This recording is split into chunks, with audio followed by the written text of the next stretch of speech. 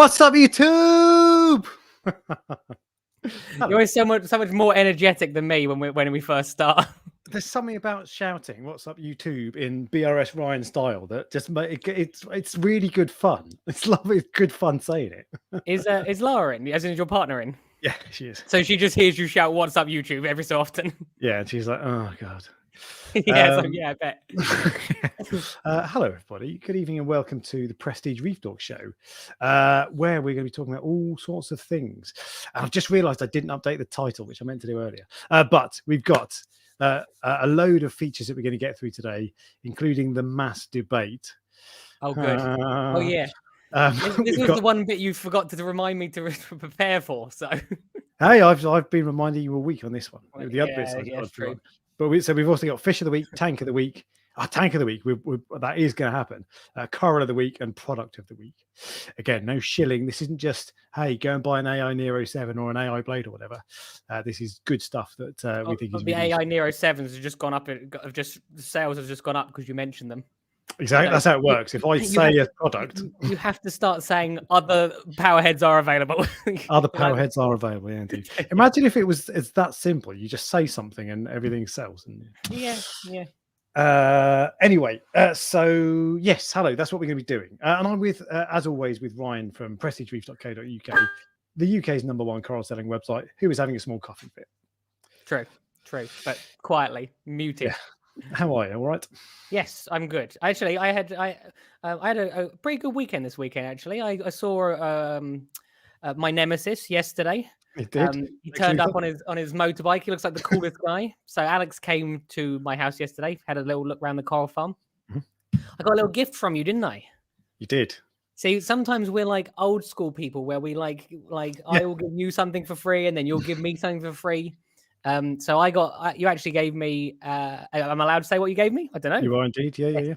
So Alex is in a very generous mood at the moment. So he gave me a glitter gonny. He had a glitter gonny frag.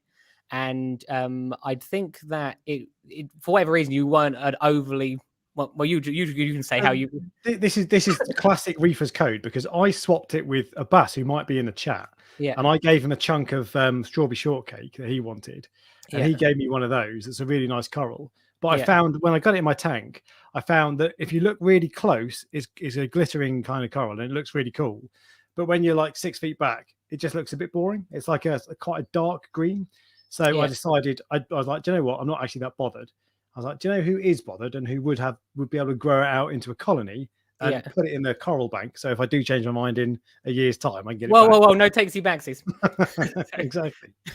But yeah. But actually, so when I was in America, I actually lost. That was the one piece which I lost while I was away. I think I lost like 5 pieces. Yeah. Okay. It was hardly. The other ones were like little frags or things like that. I remember I was away for 6 weeks, and then one day, about probably 2 weeks after I got home, I was like, "Wait a minute, that thing that was in the gonny section, that was that glitter gonny I had." So that for whatever reason it died, but all the other gonnies were fine. But so I needed to replace it. So thank you very much. There you go. You're welcome. But there we go. So that's so you're good, and you got your gonny back, so you're happy. Yes. Yeah. Just to clarify, you got something in return a little while ago, didn't you? This was the original part of this was reverse haggling because I went down and bought some corals from you. That's true. Yeah. And you said, and I said, how much are they? You told me it was 200 quid or whatever it was. Yeah. And I said, I'll tell you what, how about 200 quid and a free coral? Yes. True. Yeah. True. But so there we go. But yeah. So it was so I properly benefited basically.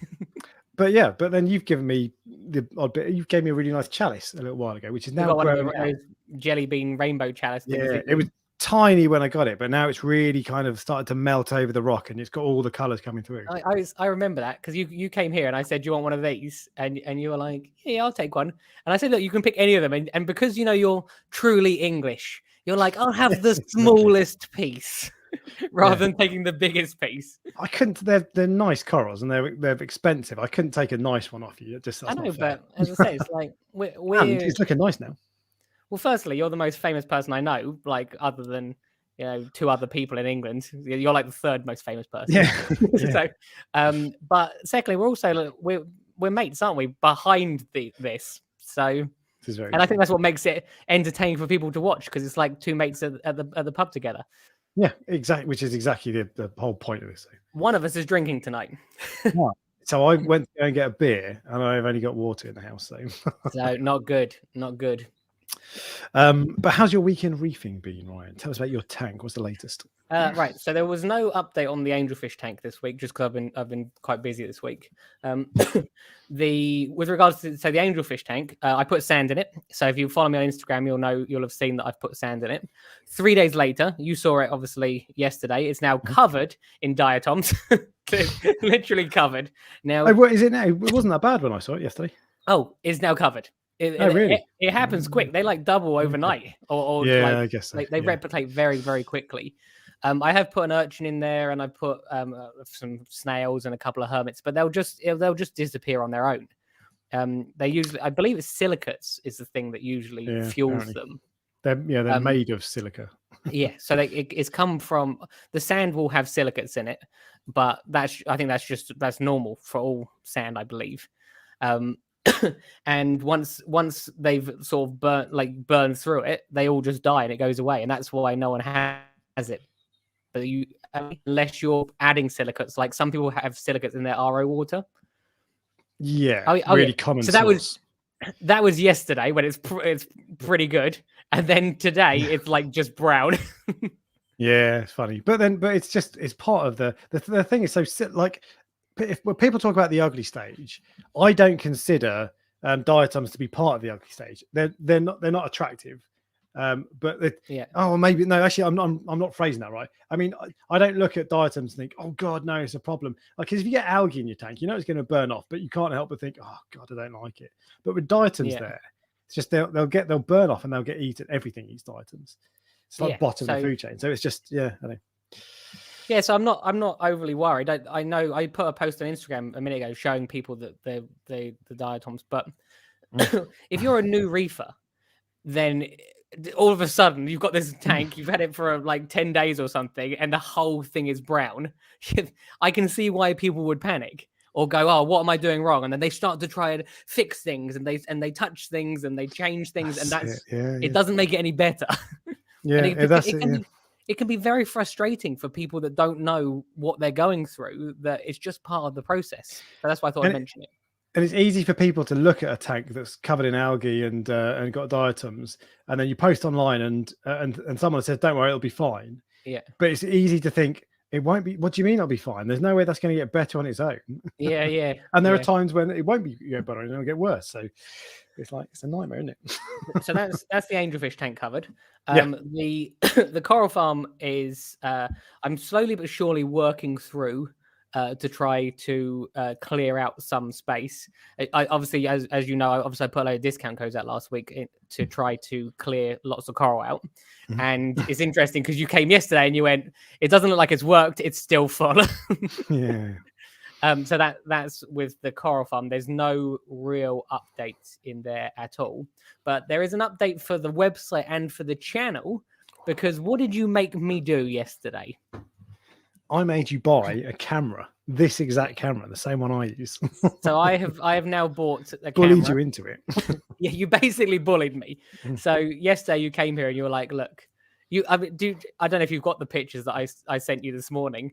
Of the one that's on the website and the one that you took, and I was like, well, yeah, it's probably worth doing. I'll find it. So you said, Alex sent me a video last night basically saying, look how good your corals could look. Stop using the shit pictures. And, that's it. So, and I don't know how well this will show up. So that's your photo. Yeah, so these are the same corals. So that's mine. Oh, it's not changed yet.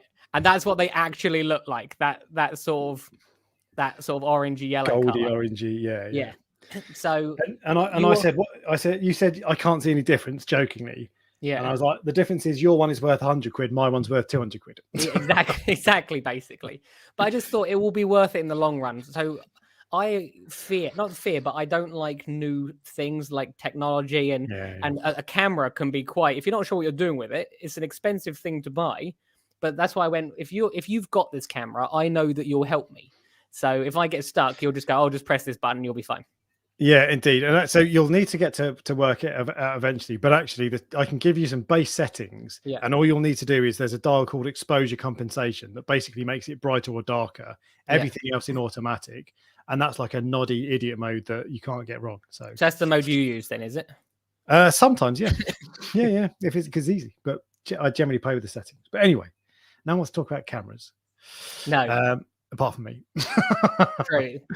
I don't want to mention. I don't want to think about the camera either, because after I did it, my wallet hurt. So I've tried not to think about it all day. Money well spent. It's an investment. No, but this is what you did. You went, this is the camera you need, and this is the lens you need. And I was like, okay, fine, let's just get it. And then after I sent you saying, look, I bought it, as you said, you then went, oh, by the way, did I mention that you need this, and this? Yeah, you need an SD card, you need an orange filter, and also you need a battery charger and a spare battery. I forgot to tell you that. Is it? Oh, good to know. I feel like one of those. I've gone to one of those car salespeople, and they're like, "Oh, do you want this car?" And they're like, "Oh, well, if you want like wheels with it, it's going to cost this much money." Yeah, exactly. Yeah.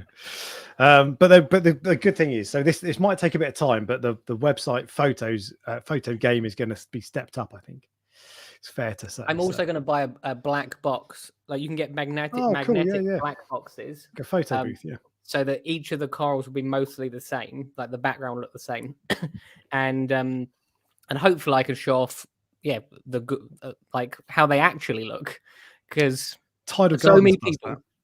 What shows off how they actually look? No, with a photo booth, and you know what their photography and videography is like. It looks wicked. So yeah. So cool.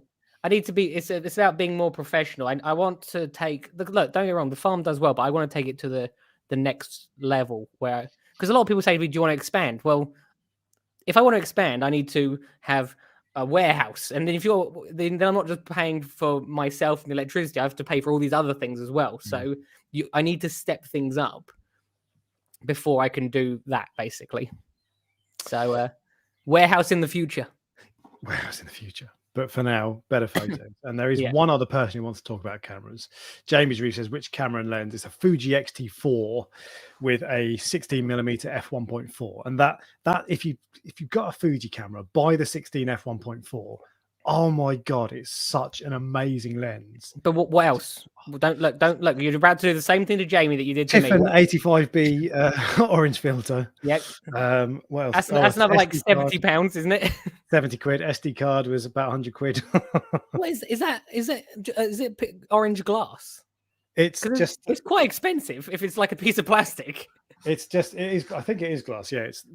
I've got a few of these. Yeah. But these, so you can get these for your mobile phone, of course. Yeah. Fan from Tidal Gardens, unsurprisingly, the king of reef photography, recommended this. And this particular lens just looks wicked, and it makes your coral. It just takes away the blue light. Yeah. Doesn't make your photos are no longer washed out. They just look good. So, and you can get these for all DSLR lenses, all sizes. So Tiffin 85B is the one you want. It's just brilliant. It's so good. And even when your lights are on white, it still takes away the blueness. And sometimes it's better when the blue lights are on, but when the white lights are on, I still have that lens on a lot of the time because it just makes it look a bit more like you see with your eyes. Yeah. About 3 years ago as well, I also got one of those things you put your camera in. So you can put your camera into the water. Right, yeah. Okay. But you can see that I considered buying a camera 3 years ago and then went, nah. Indeed. Well, we'll get you upgrading to more lenses and camera sliders and all that sort of stuff. So I look forward. Anyway, that's me done for my reefing news. So what has happened in your week, basically? So my week has been dominated by. So there was one thing at the start of the week, but my week I've basically spent the entire week making a video that's going to go on my second channel of my new lights. It's the review. It is. I'm really proud of it. It's a good video. What is that channel? Reef Dork Extra? Reef Dork Extra. Subscribe? Do subscribe, yeah. And subscribe to this one last year. But it's a genuinely good video. It's so much detail, tells you everything you need to know, but it's completely unbiased. And I'm not trying to push anything. I'm just telling you, this is what it does well. This is what it doesn't do well. And that is the standard I want to set for videos. But it took me a long time. So I don't know if I'll be able to spend that much time. So that's been almost all of my week. But I had, in reefing, I've had a problem. Okay. So it was on Monday morning. I woke up. Is this about to turn into a consultation? Because No. I fixed it. It was a very easy fix. Well, I woke up on Monday morning and walked into my office, this room here. This is where I work Monday to Friday, my day job. And the tank was off. And my water box is in the LPS tank. Yeah. And I was like, that's weird. Why is that off? And it turned out smart plugs. Okay. So I've been monitoring. I actually it was this one and another one of this. They're energy monitoring plugs as well. Yeah. And I've had energy monitor plugs on this tank for a couple of months, because I'm going to make a video at some point telling you how much it costs to run a tank. And I wanted like a good few months worth of data to be able to say, January it's really cold, so it costs you £100. February it's a bit warmer, so it costs you £80. Anyway, so I've had these on for a little while, and they both just died just overnight. Fortunate, and there's no battery. It was your missus. She'd finally had enough. She's like, right, I'm turning this off. Exactly. But then the app notification told me. I was like, that's weird. And fortunately, it was only 2 hours before I woke up. Yeah. So no harm. No, literally, you wouldn't know. There was no problem. No problem with the tank at all. No fish, no corals, nothing bad.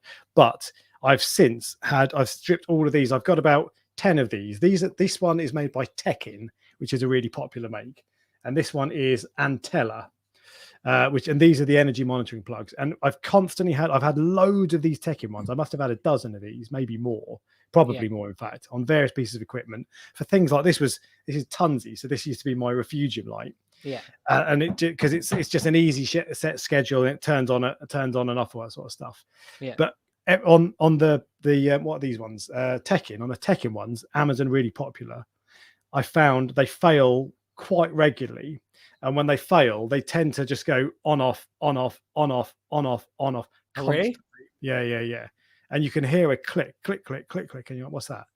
So these, I've stopped using these, and then I've been using these Antella energy monitor plugs, just Amazon stuff. Yeah. And these both failed at the same time, and I just stripped them all out. So if you've got any smart plugs on any key piece of equipment, like your return pump or your auto top off, get rid of it. If it's on a Refugium, so what? Does it matter if your Refugium collapses for a day? No, it doesn't.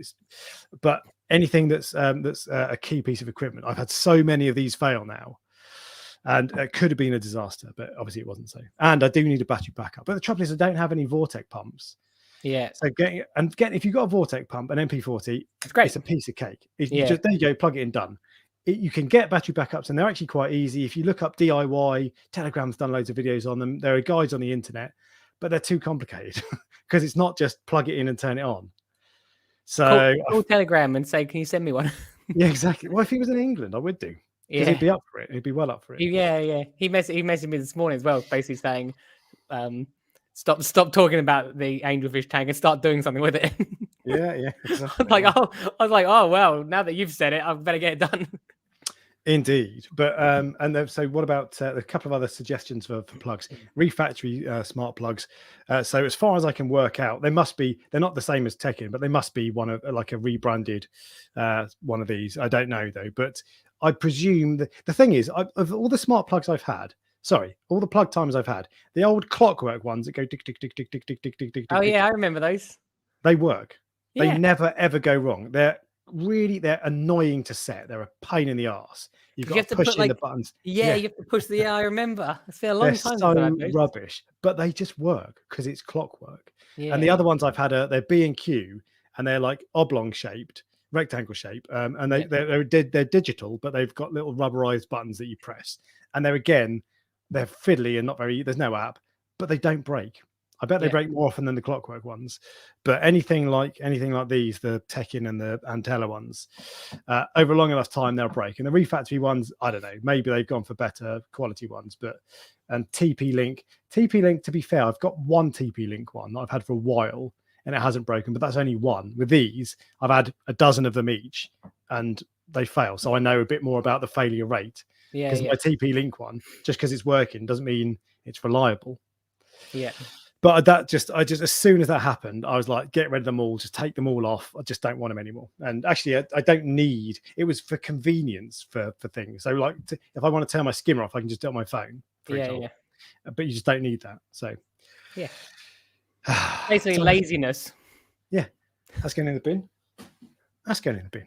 There you go. All of a sudden, their sales have plummeted. Exactly. Yeah, exactly. Because that's how influential I am. Yes. Is that I can You're the most famous person I know. I'm famous in the way a postman is famous. So it's like, oh, I know him. Yeah, Morning, yeah, true. But anyway, well, anything else? But yeah, there we go. So, and this is Steve Webb. Battery backup with a Tunzi Turbo safety connector is easy. It looks easy, but I can't find. No one's made a bloody video. Tunzi, send me one. Tell me how to do it, and I'll make a video about it. Because no one's made a really easy video that shows you exactly what you need to do. Yeah, and I need that. I need someone to make it really simple for me, because otherwise I don't know what to do. That looks easy, but when you look at the pictures, I can't work out how it works because I'm a simpleton. And dedicated reefer super sticker $2.99. Thank you very much, very kind of you. I can't see that sticker. So no, neither can I. It's a guy doing this, going, "How's it going?" But there we go. But yeah, I mean, I just smart plugs. I'm done with them. These Amazon ones, anyway. Yeah, but you have a tank controller, don't you? Someone's mentioned in the chat, but you have a tank controller, I thought, didn't you? Not really. I've got a load of Reef Factory stuff that Reef Factory isn't an aquarium controller as such. It's like individual stuff that functions as an aquarium controller. Yeah. But no, I thought you might. I thought you had a Profilux. No. And I've got nothing that can turn stuff on and off, basically. Yeah. So that is useful, but I've never needed it. So well, to be fair, they are. It's well, not well. If you can run a tank like yours, that says it all, doesn't it? Keep it simple. It's just that's overcomplicating it, and everybody always says keep it simple, and sometimes it's easy to stray off that with things like plugs that you can go, oh, I'm going to turn my skimmer off now, rather than reaching down and pressing the button. Yeah. So true. Yeah. But there we go. I mean, look, all the nice words from Dedicated Reefer today. You guys hands down have the most enjoyable show in the hobby. Thank you very much. That means a lot to me. And that's what I want this to be. I want it to be good fun. So I'm glad you feel that way. And Reef Keeper's Archive. I know you love equipment. He says the Red Sea Reef ATO is out. Got mine, and it is amazing. I'm interested to know what I know. I mean, that's what. Why is it amazing? It's amazing, all right. It's amazing. There's nothing wrong with it. I'm just genuinely interested. I know very little about it, so I'm interested in what makes it amazing. Do you know what makes it amazing? I could have a guess. I spent a bit of time. I talked to them about it. I know a little bit about it, but I've not got one. But it just looks a bit more sophisticated because at the moment the king is the Tunzi Osmolator. That's what I've got. Yeah. Ironically, that's my broken one. Although I've got two others that are fine. That's the king at the moment, but it's basic. It's you can control the flow, but you need to unscrew the control box. When you get it, when you bite it, it's got bare wires, and it's fine. You just need to clip them in. It's a piece of cake, but it looks basic, and it's just like, but it's Tunzi, so it's reliable. Yeah. And the Red Sea one is just a lot more sophisticated. So it'll tell you how much water you're using to evaporation per day, for example. They say it's got a more reliable sensor. I remember this because you said it's useful for calc if you know what you're using. Yeah, I'd love to know that. But there's all sorts of stuff that I think it looks quite good at, and Red Sea tend to do things well. So they won't just chuck out a product to say, oh yeah, we need one of those. They'll spend time thinking about it, like the reef mat. Everybody else brought one out and they were like, let's work on it. They spent ages working on it, and then when they brought it out, it's massive, but it's clever, and you can tell that there's R&D gone into it. Is it? So I actually bought the big one. So is the smaller one big as well? It's huge. I had one. It's I mean, my main tank is fine because it's a big sump, but I put one in my my tank that's the equivalent size to a Red Sea Reefer 170. It's a 2-foot cube basically, and it fits, and I still could fit a skimmer in as well. And at first I was like, wicked, it fits. But over time I was like, this is ridiculous. It's just too big. So it's it's not meant for a small tank. It's meant for a big tank. And so, I'm genuinely well happy with mine so far. But don't get me wrong, I'm getting through the roll pretty quick because it's a brand new tank. Have you changed the roll yet? No, not yet. But I reckon now the diatoms have come. Because it started to go every few minutes. And I'm like, yep, I'm gonna be going through that roll. But they're quite cheap. They're about 10 quid each, I think, or 12 quid each, something like that. I didn't know. So I also, because I got the big one, I have the bigger rolls, so they should, in theory, last longer. That's why I got the big one. Okay. I'm lazy, and I'm like, I don't want to have to change this all the time. But it is massive. It is absolutely massive. Yeah. But yeah. Oh, Royals exclusive. I didn't know there was a Royal exclusive auto top up. Neither did I. That's very interesting. I'm looking that up. I'm looking that up right now, in fact. So for those of you who don't know, Royal Exclusive are an extremely expensive German brand. They're very high quality, I believe. Exceptionally high quality. So their skimmers they're called Bubble King skimmers that you might have heard of, and their return pumps are Red Dragon is the line. Yeah. And I can't find it, actually. You can't find it on Google. I'll look it up later. But Royal Exclusive, I'd love a Royal Exclusive return pump. They're about £1,000, so I don't want it that bad. Yeah, and yeah. It just moves water at the end of the day. But they're just like uber well designed, well put together, reliable, all this sort of stuff. They're meant to be truly, absolutely silent. Is what I've heard. So you get quiet, and then you get absolutely silent. So I don't want to buy one. I just want to like hear one just to see if it's if at full power it's just truly silent as people say it is. I did. There was the what's it called? The skimmers, the Bubble King skimmers are supposed to be silent as well. Yeah. But I spoke to someone who bought one, and he said the air draw, you can hear it going. You can hear the air draw really loudly because it pulls in so much air. Well, so I'm gonna the air draw is actually being piped outside for the angelfish tank, right? And I did tell you this yesterday. I'm actually putting the RO water. I'm putting a 600 liter barrel outside. if you drill a hole through the back of the wall, you like it's like endless opportunities. Yeah. Because I'm then going to take out the auto top up container in the cabinet for the water box, and I can use it for whatever I want. Yeah. So happy days. Plus, if it's 600 liters, I'm not going to be filling it that often, am I? It's funny, no matter how your sump is bloody massive, that tank is 6 foot long, 2.5 feet front to back. It's huge, and yet you'll always need more space, and your cabinet is already looking busy. It's like that's what I thought. So what I will probably do is take that out, and I'm going to probably put a UV sterilizer in there, and I don't know, maybe a shelf or something just for like products. But it did make me realize it's like to do it all neatly. Which obviously Jamie's in the chat. Jamie's when I say to do it all neatly, I mean for Jamie to do it all neatly. Because if I had to do it, it would just be a big mess. But Jamie very kindly comes and makes it look fancy for me. But yeah, it's I don't know how I used to do it because I think it was just a tangle of all these different wires all put together. And mine with is a mess. Extension leads was the other thing. I had there were just loads of extension leads all sitting on top of each other, which I'm pretty sure you're not meant to do. Coil cables, they overheat, so you're not supposed to coil them. And so, I mean, it's like it's a risk thing. It's like it's probably a low risk, but it's a fire risk. And if you have a fire, there's a problem. So, and my cabinet is a nest of snakes. It looks ridiculous. Yeah, I need to tidy up. Once when I very, very first started, I actually had something was causing water just to lip like just slightly over the edge of the tank. And you're meant to have a drip loop. I didn't have a drip loop, and the water was going straight into the what are they called? We just spoke about it. The skimmer? The child, the remote controller thing. What? How have I lost this? The GHL profile. No, the plug sockets, but like the ones that aren't in the wall. Smart plugs. No. What the hell are you talking Extension about? cable. That's what it is. God. Yeah, the water was going. I love how neither of us could work out. I'm going the plugs which aren't in the wall. So the water was going straight into the extension cable, and then it melted. It was catching on fire. Oh Jesus! And it went black, and that's how I noticed it because I was like, it smells like burning in here. So the funny thing is, there's been a couple of times. Do you know what arcing is? Yes, it's where it jumps, isn't it? Yeah, and you hear that crackling noise. Yeah, and as soon as you hear arcing, you instantly know. You don't have to have any electrical experience. You know what it is. And I've had that a couple of times, only ever with Jecod pumps.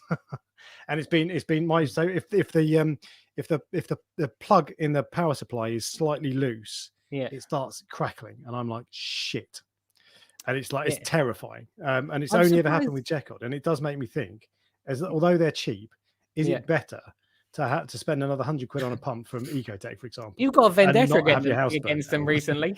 I haven't, but I just think about these things from time to time. Yeah. But having seen because that happened once, there was another time where for some reason it was actually the plug socket on the wall. It was one of those like chrome metal plug sockets, and that all was burnt as well. So this is 2 times in 15 years. But I just wonder, are tanks not setting fire to people's houses more often? Well, I've got 30, about 28 to 30, something like that, plugs. Whoa! I'm over 70, so don't get exactly. Yeah. And this is, but to be fair, I had an electrician around when, because I was talking about upgrading the electrics, and he told me it was fine.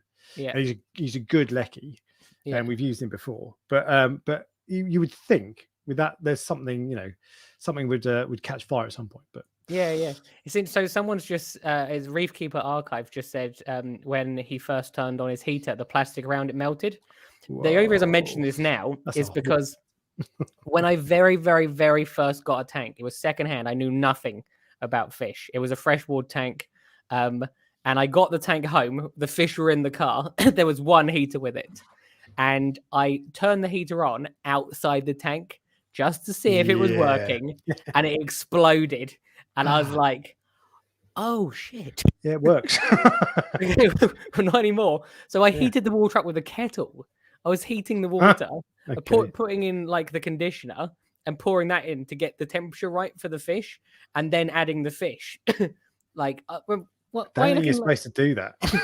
Well, apparently, I didn't know what to do. So basically, I spent £400 on the tank with a breeding group of frontosas, and I sold. Oh, I see. It was an emergency. I sold the frontosas the next day for £400. So I just had to keep them warm enough overnight to survive. God. And when the people came, I was like, just don't ask any questions. It's fine, don't worry. No, they're all good. Take the fish, which I didn't realize. I think I must have sold those quite cheap. There was quite a lot of them. There's like maybe 8 to 10 of them. I can't remember, big ones. Although this is freshwater, so half the chat's probably vomiting at the moment. Well, including you. Yeah. There's a couple other things. So Susanna says that's why she went ecotech instead, because of you, lol. Alex McLaren has had that with Jekyll pumps, and Bubbly Reef says if my house burns down, it's because you've suggested the Jekyll pumps. Well, so sorry about your house burning down. But to be fair, I've done a couple of reviews of Jekyll products, and I've mentioned that in it. Because when you disconnect the control box from the cable, it'll crack. There's a little spark. Yeah, and I don't get that with any other equipment. It's only the Jekyll stuff. So it's just I've never had it, so I don't know. I think I never had Jekyll. Maybe. Or is Jekyll? Do you even Reef Bro? Was it Jabal? Yeah. Are they the same or not? I think that's I feel like they just change names because one company will get sued for copyright. Well, might just be making that up. I had some of those for Powerheads years ago. They worked. They worked. That's the thing. They work and they're cheap. And actually, I find them pretty reliable. To be fair, I don't find certainly the return pumps. They don't go wrong. Yeah, they were just a bit ugly. They were like when I had them. Pretty, are they? Yeah, but they're just. I've got loads of them. And the last thing I want to talk about is for the week in reefing is, boom, Kessel. That is my Kessel, Ryan. Oh yeah. There are many others like it, but this one is mine. Is that the one that's for sale? It is for sale. Would you like to buy it? So if anyone would like to buy it, will you sign it? I will not sign it. No. Oh. Well, I don't want it then. But I'll throw in a free coral. Nice. But if you want to, seriously, if you want to buy a Kessel A500X off me, email me thereefdork@hotmail.com, or is it .co.uk? Try them both. I didn't know we were allowed to do this. I've got a whole room full of stuff I can sell. This is Reef Dork's privilege. Oh, so I always thought we were equal in the Prestige Reef Dork Show, but all of a sudden it's now no. Oh, hang on, I've got a sales inquiry, Ryan. I just need to deal with this. It's the 500, and there's 2 of them, and there's a Wi-Fi dongle as well. So, well, I swap it for some Tropic Thunder. Oh my God, Les, that's the free coral, isn't it? That you're giving out. Torturing me with my Tropic Thunder is taking over again. Is it doing? Because I ripped it out, almost all of it, and I left a couple of bits because I couldn't get it all. Yeah, and I was like, I'll putty over them later, and then a year down the line, I didn't do it, and it's grown back, and it's like, oh, just leave me alone, will you? Get a life. It's like the herpes of Montepora. It is.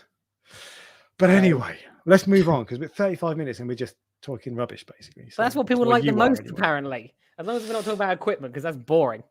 Well, we got equipment to talk about, but first off, we've got member questions. There's only one member question. Actually, do you know what? I'm going to refresh. Les's Tropic Thunder doesn't grow. That's mind blowing to me. Like mine, you can see mine growing. It's like it grows in front of your eyes. It's like freaky. Yeah. Let me just refresh the member questions. I think there's only one. And this is from Tom. It says, "Hi Alex, finally about to move and set up my tank upstairs with your water box. With my water box, did I place over joists and against a load bearing wall too?" How much info did you have on where you were going to place it? Is the Red Sea Reefer 170 more or less identical when it comes to size and weight? Any other help would be appreciated. PS, love the new question format. So he's asking about, did I put my tank on joists? Did I put it up against a load bearing wall? What other data have I got to share? Do you know how much time I spent thinking about it? You went, yeah, that'll do. That's right. Yeah. So it's roughly, that holds 150 liters of water, which is probably roughly the same as the 170, because after, so it's probably roughly the same weight, maybe a few kilos more or less. But it's fine. Basically, that's 150 kilos. What's that? That's the weight of 2 people. Yeah. So if you stand next to someone on a place in your living room, or upstairs, whatever, as far as I'm concerned, if it falls through the floor, if you both fall through the floor, it's the floor that's the problem. You need to buy a better house. But this is the thing is, I don't think about any of this. And when I set up my tank downstairs, it was a heavy tank, and and it's just wood floors. I was like, I'm just going to set up and see what happens. So I'm the worst person to ask, because with this sort of thing, I'm just like, it'll be fine. I don't overthink it. I'm just get on with it, see how it goes. But a Reefer 170, you'd have to have some flimsy floors for it to break through. 200 kilos maybe, water, rock, cabinet, all that, 250. I was lucky because obviously this was a new build, so I actually watched the house being built. So I know that below my floor in the kitchen is concrete. So I was I'd be interested to know how much that tank weighs, because if you think about it, your water box, sorry. Yeah, there's like 1,000 liters of water, and the tank itself is heavy too. Yeah, I bet. Yeah. The only thing I did wonder about if it would crack the tiles, but it hasn't. So. That must be close to 1,000 kilos. I reckon it's more. How many? It's 1,000 liters, isn't it? Yeah, almost. I think it's almost. So water is a kilogram. Actually, salt water is slightly heavier, isn't it? So plus obviously you have to take the rock out, so the rock's actually heavier than the water, I assume. But the glass as well in itself, it took like 4 to 6 of us to move it. Yeah, Susanna reckons 2 tons. It'll at least be. Yeah, I bet it won't be far off that. Yeah, so I'm amazed those little thin tiles that on the floor haven't like cracked, because obviously the weight on them is on those little screw like feet, isn't it? Yeah. So yeah, and I try not to think too much about it. I know that's the thing. I don't overthink that. Yeah, which is not necessarily a good thing. And Bubbly Reef says, do members get a burnt down house discount? Oh no, sorry. Do members with a burnt down house get a discount? Yeah, you do. Yeah, sure. If your house burns down because of a recommendation I've made, you can have my kettle for free. But I do want to see a photo of your house burnt down. So yeah. All right. So what else have we got going on? I tell you what. So member questions. That's the answer, Tom. I'm the wrong person to ask, but I wouldn't worry about it, to be honest. And I haven't got anything interesting to tell you. And when it falls through your room, when it falls through into your kitchen, like Del Boy and Rodney, don't come crying to me, because it wasn't my fault and I didn't say it. That's this isn't recorded, right? Yeah. So that, well, obviously you know who Marina is. Marina said to me, "Why don't you put the tank upstairs in one of the rooms?" And I went, "Well, I'll only put it upstairs in one of the rooms if I want it downstairs in the kitchen again in pieces." Yeah. Well, that's a 2-ton tank. I don't know if the upstairs floor will handle that. So I bet it would, to be fair. But I would that would make me twitch. On your recommendations, I'll give it a go. Exactly, yeah, it's fine. Don't worry about it. God, chill out. Yeah. All right. So that is the member questions, and now we have. I know how much you love a jingle and that sort of thing. So we've got the news. Yeah. Here we go.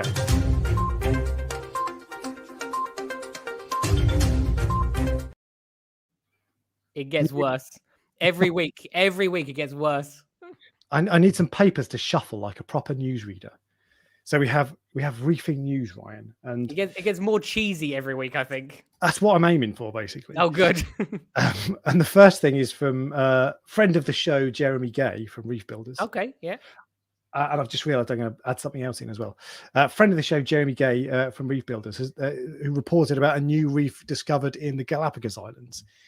And I don't want to speak ill of the Galapagos, but this is the shittest reef I've ever seen in my life. Well, before you say that, I found out this is quite strangely. I found out through the guy who works in Waitrose. Right. I was wearing a hoodie that said coral frags on it, basically, which I got from America. Yeah. And he went, "Oh, did you know there's coral reefs in Scotland?" And I was like, "Is there?" And I googled it. There are coral reefs in Scotland. So before you say that's anemones in reef, there's one in Scotland. There are anemones in the English Channel. But that's, I mean, it's not the point. Like, this is not designed to make me look me happy to look at it. Of course, yeah. This was here before I was. I recognise that, and it's great that it's a cool discovery. So I shouldn't talk bad of it, but I mean, that's pretty. If that was your tank, I'd be taking the piss out of you. Well, Woody's gamer tag just said that's the shittest reef I've ever seen. Clearly, you've never seen his tank. Yeah, well, there you go. Yeah, you should see my first tank, actually, to be fair. I can't think says, we do have coral reefs around the UK and other salty inverts you'd never expect. We have blennies in British waters. Yeah. What is interesting is that the Galapagos is known for like such a wide variety of interesting animals. And then it's almost like evolution went reef, fuck it, just give them the shit stuff. Yeah. They've got all these crazy things, so just give them the the Galapagos is. I would love to go to the Galapagos. It's an incredible place, and Reef Keepers Archive points out that's a deep water reef. So it's not. This is not an aquapora dominated. I mean, if I escaped that, it would be better, and I'd have more light on it. Obviously, I'd have Kessels on it. So. But there we go. So that's the first part of you. And Steve Webb says that the Galapagos Islands are a very important biodiverse area. Absolutely, couldn't agree more. And it's just such a cool place to go. But second part of the news, algivores, i.e. tangs, fox faces, all that sort of stuff, their poo is bad for corals. I better get them out of the coral farm because I got study has found. Get rid of your tangs, everybody, right now. Just throw them out. Just flush them down the toilet. Throw them out the window. Just get rid of them. Who wants a load of snails to replace them with? Exactly. Yeah. Are you selling snails? Actually, they breed like crazy in my tank, so I could. Yeah. But these. So there's been a study that's found, and this is irony coming in here because it's found that I didn't read the whole thing, to be honest. TLDR. Yeah. But what I did read was that. There's something in their poop that is bad for corals, and yet there's something in the poop of corallivores, obligate corallivores, that is good for corals. I see. Yeah, a fish will eat a coral, poo it out, and that's good for other corals. Carnivore. Cannibals. That is actually quite interesting because because all the time people say to me, why have you got fish in the tanks? Like people who don't know what they're looking at, why are they tanks? Is there a reason for it? And they let all of them have a purpose, except the angelfish, they're just prey. And I'm sitting here looking at them going, look at all these fish, they're producing waste for the coral, and that's a good thing. And you've just told me something I did not know. So reefing news is actually quite interesting. I just learned something. And so there was a little caption on the Reef Builders website that says parrotfish may not be the reef destroyers we thought they were, because parrotfish crunch through tons of coral, and actually the beaches on Hawaii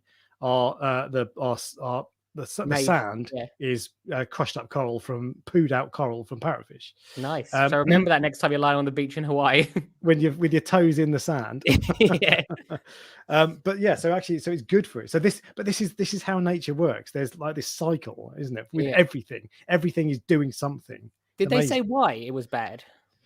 Probably, but I didn't read it. It's probably you're a great newsreader. Well, it's the headline, isn't it? Well, I will go back and read it because I'm actually quite interested in that. I wonder if it's because if you think about it, corals are predators. You're not going to be feeding a lion like grass, are you? So I wonder if that's the reason. Yeah, it's true. I mean, they're pretty crap predators. I'm not going to be scared of it. If you're they're crap predators to things, but if you're a copepod, You'd be probably scared shitless of some of these corals. To be fair, if I saw Xenia in my tank, I'd be pretty scared. So my caterpillar ate my clownfish. Yeah, I've seen that sort of thing before. Yeah. Like I've seen a cat. I don't know what it was. I've seen a coral eating a tang. Yeah. I've seen it with a yellow tang and a regal tang, and I think it was a caterpillar. Yeah, maybe it was. Yeah, or these big elephant ear mushrooms do as well, or some anemones are known for doing it. There was that elephant ear mushroom made one of my worst ever coral. Don't buy this coral video #1 because they eat Nemo. One of the things that's most interesting that eats coral is that you just think, how does that? No, it eats fish. How does that work? You know, most serpent starfish are reef safe and fine. So you can have a black serpent starfish, not a problem. Red serpent starfish, green ones, like the green brittle starfish. They eat fish. How? Yeah. What are they catching? And have you seen the size of their mouths? It's not like how can that eat a fish? Actually, for the first time the other day, we were in the coral farm and we fed the starfish, and you watch it curl its arm up to put the food in its mouth. And I've never noticed the starfish has a mouth. Obviously they do, but I watched it open up to let the mysis eat it and then close around it. Yeah. I've seen corals do it loads. I've seen urchins. Urchins have those weird like teeth that are like that. Yeah. But I'd never seen the starfish do it. So even after all this time, I still find things interesting. Every day. That's the thing. This hobby is so insanely diverse that you will always see crazy stuff that you've never seen before. And talking of urchins, I've got it's not you can see its teeth. Can you see? Yes, I tried to find this video the other day. It slowly does this, and all those little twiglet things, you never see them up close. This is macro lens, sorry, and you can see it's so cool. They're really sticky, because I got one out of the coral farm yesterday in the angelfish tank, and when I put my fingers on it, they then like wrapped their tentacles around my fingers. And I didn't. If you think of urchin, you think spines. You don't think like anemone tentacles, do you? No. And that's what it was like. They climb. So if you ever watch them, they'll scoot along the glass or whatever on the bottom. They'll touch a rock, and then their little grippy tentacle things will pull them up the rock. That's how they climb, like hands. It's amazing. They're really fast, actually. Like that's what I realized from watching the one in the angelfish tank. Mine one's fast anyway. I mean, I'm faster than an urchin. I don't want to brag. But, they're faster than you imagine them to be, is what I'm trying to say. And I doubt you're faster than one. Well, maybe not mentally, but I beat one in a foot race. Well, it's got a lot of feet, though. Are you sure? Yes. It hasn't got any feet, actually. I think each one of those is a foot. You know how starfish you're right. Actually, you're right. Yeah, I think they're all feet. Because they're called tube feet. And so this Reef Keepers Addiction has just said they're called tube feet. Yeah. Oh, yeah. And there's a what's it called? The bumblebee shrimp eat the tube feet of certain echinoderms. And I think that's the genus. I don't think they eat urchin echinoderms tube feet, but they do eat certain starfish tube feet, weirdly. Imagine that. Imagine an animal that just eats feet. But that's again diverse. There are all sorts of weirdos out there. Something for everything. There's all these urchins going around with no feet. So let's get out. But it says urchin has more hair. Wow. Yeah. Hair. Come on. That's a low blow. That's normally my joke. This is the next step in evolution. Because we came from monkeys. Monkeys are really hairy. Yeah. And then we were humans, a little bit hairy. And then there's me, bald as a coot. So, no, I would say you're more closely like the missing link, really, rather than maybe like that's advanced humans. Just dragging my knuckles along the floor. This is a serious news piece, Ryan. We've got to get back onto it. All right. So that is the first 2 bits of news, and there's more news. And I know you love product news, Ryan. Oh, I love product news. And so there's some Reefer-palooza. First off, interruption. Yeah. Critical Reef, £5 super sticker. Thank you very much. I'm just going to go and have a look and see. It's a cartoon of a fox going, good job. Wow. I'm not sure what to say. Anyone that is willing to support your channel, or I know obviously this goes to you, but anyone that's willing to do that, it makes a big deal, doesn't it? Because it shows value. It shows people appreciate. Some people come back every single week. So it isn't about the money. It's just about someone going, putting their hand and going, actually, I appreciate you. I'm not sure if that came out properly. I know exactly what you mean. It's genuinely, it's like, oh, that's cool. That's nice. So even though I don't get the money, I still think it's nice that they've done it, and I still you understand what I mean, yeah. I do. So yeah. But new products, Ryan. Okay, yes, let's go. Reeferpalooza Orlando. This is from reefs.com, the aficionado channel. Yeah. And this isn't a new product as such. Well, it's not out yet, but this isn't a new announcement. This is the Reef Factory Smart Tester. Okay. So this is, and I'm going to pause it there. This is the first close-up look I've had of it. And they test one parameter at a time automatically. No prices yet. Yeah. I don't think it's going to be that cheap. How big is it? It's quite big a minute ago. It's not very big. It's about about that kind of big. Okay. Yeah. About twice the size of a mobile phone, let's say. Yeah. As in, actually, that sounds like it's really long. It's I don't know. It's not very big. But this is the first close-up look I've had of it. And the only thing, so it's nice and compact, but the trade-off with being nice and compact is if these pumps here, if you've got to calibrate them, that's going to be fiddly. Yeah, that's true, actually. So, although to be fair, so I've got a load of Reef Factory dosing pumps. One of the few things that they didn't give me that I bought myself, and I never calibrate them, and they're always, well, I say they're always fine. My dosing containers always go down at the same rate. So I'm hoping these won't need calibrating very often, but it's very interesting because you might have something that would automatically test nitrate, and then something that will automatically test phosphate as well. And if you can get that, just those two. That's what I was thinking. I was about to ask you, but you've just said what parameters. Woody's just put a super chat, and that's why I was laughing. But Alex has half the eyebrow hair he needs. Yeah, no one ever noticed that, but I've got like semi eyebrows. I have noticed that, or I think you point out, and everyone's noticed mine, like these thick got, like, slugs. Bush arrows. Ryan has enough for 2 men. Yeah. Yeah, these are genetic merchant family eyebrows. I have them. My dad has. My sister has them. They are the strongest genetics in our family. You can tell a merchant based on our eyebrows. I should get together with your mum, and we can have a kid with normal eyebrows. She's not a martian, is she? Firstly, she's not a martian. Secondly, stay away from my mum. I just wanted to do a mum joke for mum.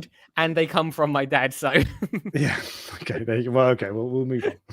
Yeah, I'm not sure. Yeah, we'll move on. Back to the news. Alex Adema says, from what I've heard, the smart tester will be €500. That's quite a lot. Because you can get for about 1,000, for about 1,200 quid, I think it is. You can get the smart, what's it called, Mastertronic, that will test half a dozen things. But they're huge. And do you want to test half a dozen things, or do you really only want to test nitrate and phosphate?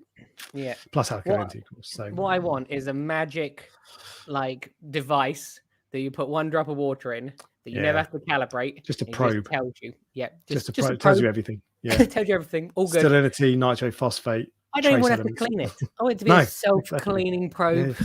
Yeah. I completely agree. But if someone can make that, I'll be your first buyer. Yeah, what if it's £1 million? I'll be your second buyer. Yeah, okay. I'll let Polo's Reef, your mate. My mate, to buy it first. But he commented on my video this week. Did he? Because it was a top 5 best tanks on the internet. Was in it, wasn't it? And his was number 1 because you can't really argue with that, can you? What did he say? It's honoured to be amongst this company or something. And Coral Euphoria, friend. Coral Euphoria said a similar thing. But Coral Euphoria, Polo's Reef is number 1, but Coral Euphoria, man, those tanks. Yeah, no, of course, yeah. Anyway, I wasn't even I didn't even make the top 100. So. Yeah, no, exactly. Well, you just a box of water. Whoa! I've had nice tanks before, and I've got loads of nice coral. This is true. But there we go. So the first thing was and there's still no details on this. Alex was speculating in the chat about the price, but we don't really know an awful lot about it. But you can have a close look at it. This is it's called Recap and Best of Show Wrap Orlando 2023. If you want to go and look at the video later, I probably will. But that's coming. Yeah. And there were other things as well. What else was coming? Let me have a look. I set. Oh yeah, this is crazy. Whereas 8 minutes was the timestamp. So no. Right. So first things first. Another light. You know how much I love lights, Ryan. Look at that. Light. that's a light. This is called. I think it's called Reef to Light. I couldn't hear what he said, but I think it's called Reef to Light. And to me, they don't look very good, to be honest. There's no innovation. There's no innovation there. They just look like they're not the same, but they look similar to the Orfeg bars, which are just kind of quite. They don't look like they're giving much spread. You can see how harsh the light is at the top, for example. Yeah. They just they're these are modular apparently, so you can stack them all together and put them in all different. But that's nothing new to me. I'm sure it's good. I'm sure the app is wicked. I'm sure the spectrum is great, but that's nothing new. Like, for example, the AI blade, which has its flaws, and I'll make a video telling you its flaws because there's not many people are talking about that. Has its flaws. Sorry. But it's innovative, and the spread that I'm getting on that tank with the blade is insane. It's so good. I can see parts. Do you know the price of it? No, it didn't say. See, that's the thing. It's like, if something's really cheap and it works, then there'll be a market for it. It doesn't need to be, people aren't expecting it to be the best or most innovative. But we've got enough cheap stuff like that. There's enough cheap lights, unless this is, proper cheap. In which case, fair enough. But just, I don't know, that didn't get me excited. But the other thing that I actually wanted to talk about, and wind back to it, because it's crazy, it's from Geo. It's called a Geo Reef algae reactor. Yeah. And it will do. This is the clever thing about this. It's just loads of algae reactors. Yeah, they've been around for a while. Don't they? Yeah, it's expensive. It looks good though. Yeah. I had an ITC algae reactor that seems to have disappeared. And but the difference with this one is they're quite big, but in those you can grow Chaeto, and turf algae. Yeah. In the same thing. That's interesting. Which is pretty cool, but $800 for a acrylic tube. I wonder if there's a difference between using one or the other. There's growing one or the other. So to be honest, there I think I don't know is the honest answer, but there will be. So people use turf algae in algae scrubbers, don't they? Because they're extremely efficient at pulling out nitrate and phosphate, probably more so. So I'm sure there are good reasons, but you just had another super chat from Mark Jones. Mark Jones, who says, Let me answer. I'll answer it. You know that rock that's been in your shed for a few years? It's been on Earth for a long time, more than that, probably. Can I use old live rock? Unless it's covered in paint and chemicals, it will be fine. The only thing I would do, I soaked mine in RO water for a couple of weeks before doing that. Do you ever wash it in bleach, rinse it in bleach? I didn't do it. The person who sent me the rock did some of it in bleach before, so I don't know which bit he did and didn't do, but it's fine as far as I'm concerned. So that's the only thing there was a little bit of phosphate on the rock, but it's like natural rock is what I'm expecting. And let's put it this way, there's phosphate in man-made rock as well, to some extent. More. Yeah, there certainly is. So there you go. So there's your answer. Algae reactor versus refugiums. I've done a video on that. It was a little while ago, but it's worth checking out. What was I going to say? So there we go. So there's the I think that's everything from Reeferpalooza. There are a couple of other products, but those were the ones that stood out to me, that I thought were at least interesting. But $800 for an algae reactor. That's a lot of money. It better be good. And I'm just having a look just to make $789 for the algae turf reactor. I'm numb to this stuff now. I don't. When you go $800 for an algae reactor, I'm like, is that a normal price for one or not? How much is the Pax Bellum? I don't even know. I'm not saying it's overpriced. I'm just saying for an acrylic tube, and it's well built, it's well designed, and all that sort of stuff. That's a lot of money for something because you can just get a 20 quid light off Amazon and grow Kato in your sump. Will M, super chat. Thank you very much. $20. Thank you for a great time. I know. The two of you make a great show. There you go, Ryan. Both of us. Thank you, Will. Very kind of you. But turf scrubber, that's $800. Like, I'm not saying that's expensive or cheap. Well, I am. It's expensive. I'm not saying it's bad value because I'm sure it's very well built. But that's so much money.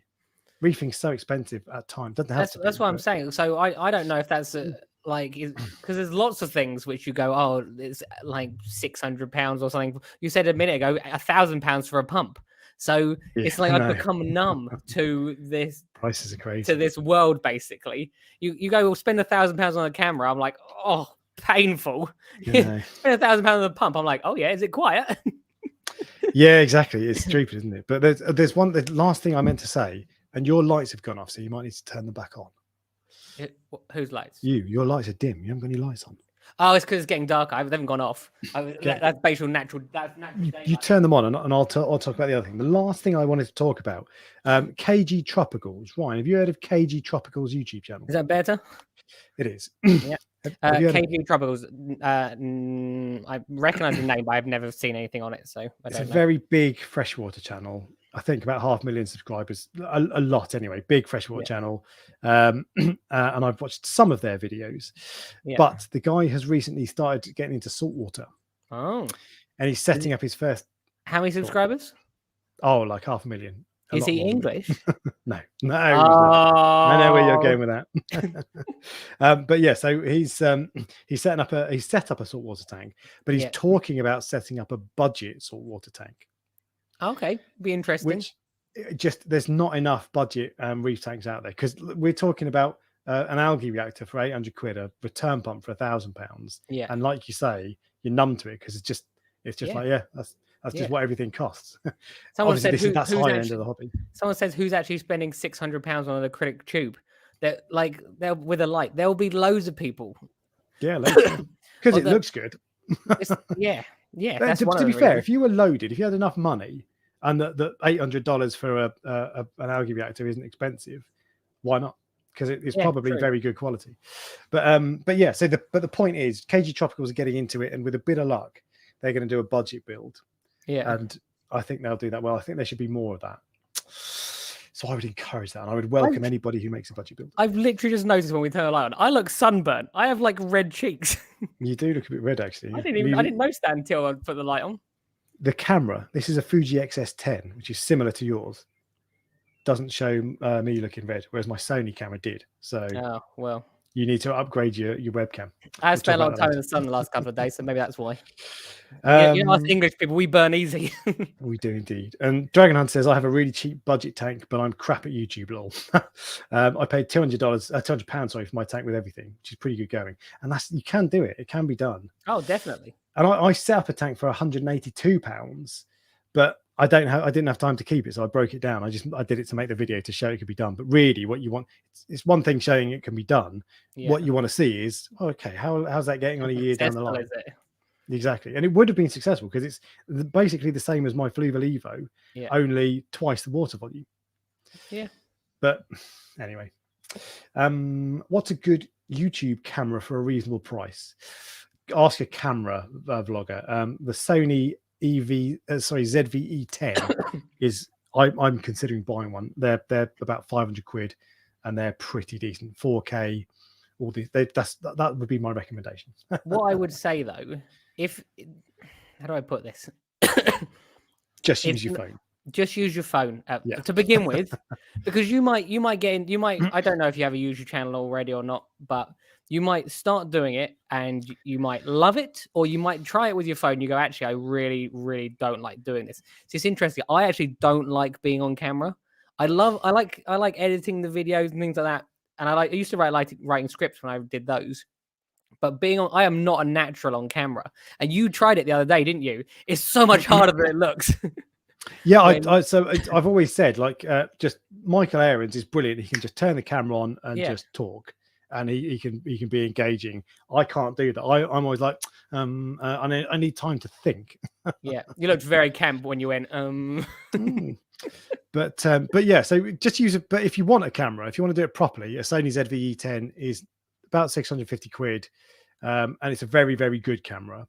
But yeah, I would agree. Just use your phone and just use. The only thing I would say you need is a lav mic, a 10 quid lav mic that plugs into your phone, because audio quality makes a world of difference. Yeah, and maybe a light, as in like a light. So I've got 2 lights here. You can see them on my hands. But less so if you're filming your tank. If you're filming the tank, you don't want a light because the tank. No, this is very true. Yeah, but you'll probably want better. All right. So what was I going to say? So that is reefing news of the week. And my next note says, start Q&A now. Post Oh yeah, because we do a 5-question Q&A, don't we? Below, indeed. So I'm starting the Q&A now. So, what if you've got any questions? Don't put them in the chat in the comment section. Normally, click on the post any question, the Q&A bit, post them in there, and I will answer. We'll pull out 5 questions, and we will answer them. So, but that is, I've started the clock on that because next up is the mass debate. All right, this is a new feature, and the topic for today is, and this is the subject of the stream basically. Yeah, this is why people have clicked on it. Should everybody dose kalkwasser? And I know your answer because you don't do it. I don't. So actually, technically, if the answer is should everybody dose it, then it should be a very easy win for me because everybody is everybody. You use an absolute, and using absolute is dangerous because if there's even one person that shouldn't use it, it means I win. It's called hyperbole, Ryan. Well, either way, just remember when you're voting people later, just remember that he said should everyone, because anyone who's not using it, in theory. Well, I'm going to run you through the people who shouldn't use kalkwasser then. Right? Okay. Okay. Thank you for helping my argument already. That's all right. So if you have a fish only tank, yeah, you don't care about pH. You don't need kalkwasser. If you don't have any corals, you don't, which is the same thing. Yeah, true. Well, if you haven't yet bought corals, you don't. If you've got an empty tank, you don't need if you don't have a fish tank, you don't need to add kalkwasser to it. And if your corals aren't depleting your alkalinity and calcium, you don't need to dose kalkwasser. Apart from that, there's an argument. There's an argument that everybody else should do. Now, it's not going to be for everybody. There are downsides. Everyone else in the title. And if you haven't got the main drawbacks are it takes up a little bit more space than normal dosing does. Although my Fujifilm Evo is just a little half-litre bottle and it lasts 2 weeks, so it doesn't have to. But also, if you can't dose it into a high-flow area, if you just drip it into your return pump section that's very still, for example, it's more likely to chew up your return pump over time. It's going to take a long time. But if you can dip it into a high-flow area, then you've got no problems. Those are really the only drawbacks. And apart from that, kalkwasser is so cheap, it might as well be free. It will maintain your alkalinity and calcium. So, I mean, that's probably all you need to dose. And it boosts your pH, which will probably make your corals look better and healthier and will make them grow faster and stronger. Oh, so this is my part of the debate. You know the bit... Argue that. Well, you know the bit at the start when you said these are the people that don't need it. When you said everybody at the beginning, I'm now technically that, like, to be fair, I've never used it, so I don't know. What I do know is if you use it incorrectly, it can be dangerous. And then again, if you use anything, well, if you put powder into the tank, it can be dangerous. Yes, I know. Look, there's always one idiot that's out there. I won't be the only person who's put calc into the tank. But I like that with regards, because obviously I dose, which is a different option where I individually measure the amount of calcium, alkalinity, and magnesium which is used on each of the systems, and then dose them accurately to what the system requires. I don't know how calc does that, if you see what I don't know. If I genuinely don't. I don't know enough about it, which is why you picked a topic which was unfair on me because you knew I knew nothing about it. That's not why I've picked it. I picked it because I like talking about calc. If you're dosing, is it completely balanced then? Because I don't know. I'm asking. I believe it is, but that doesn't necessarily mean your corals are going to uptake in the same ratio. Yes. So surely you must have some like imbalance with in theory you can over a period of time. That's the thing. I've never had that issue, and I've never had that issue. My 2-part dosing that I've been dosing for years before I discovered calc. It's 1 bottle for alkalinity, 1 bottle for everything else, basically trace calcium, magnesium, and I've always dosed them in the same amounts, and I've never had an issue. I couldn't tell you what my calcium is at the moment, but any time I've tested it and magnesium, it's been in an acceptable range. So in theory, that could be a problem, but the reality is, all I can tell you is my experience, and my experience that hasn't been an issue. Which is interesting because I know that my systems definitely uptake it differently. Definitely.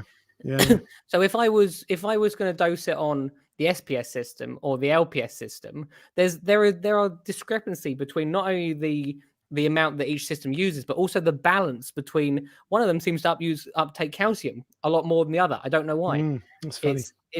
So that's why I wonder how that. It's the same as something like Alpha Reef.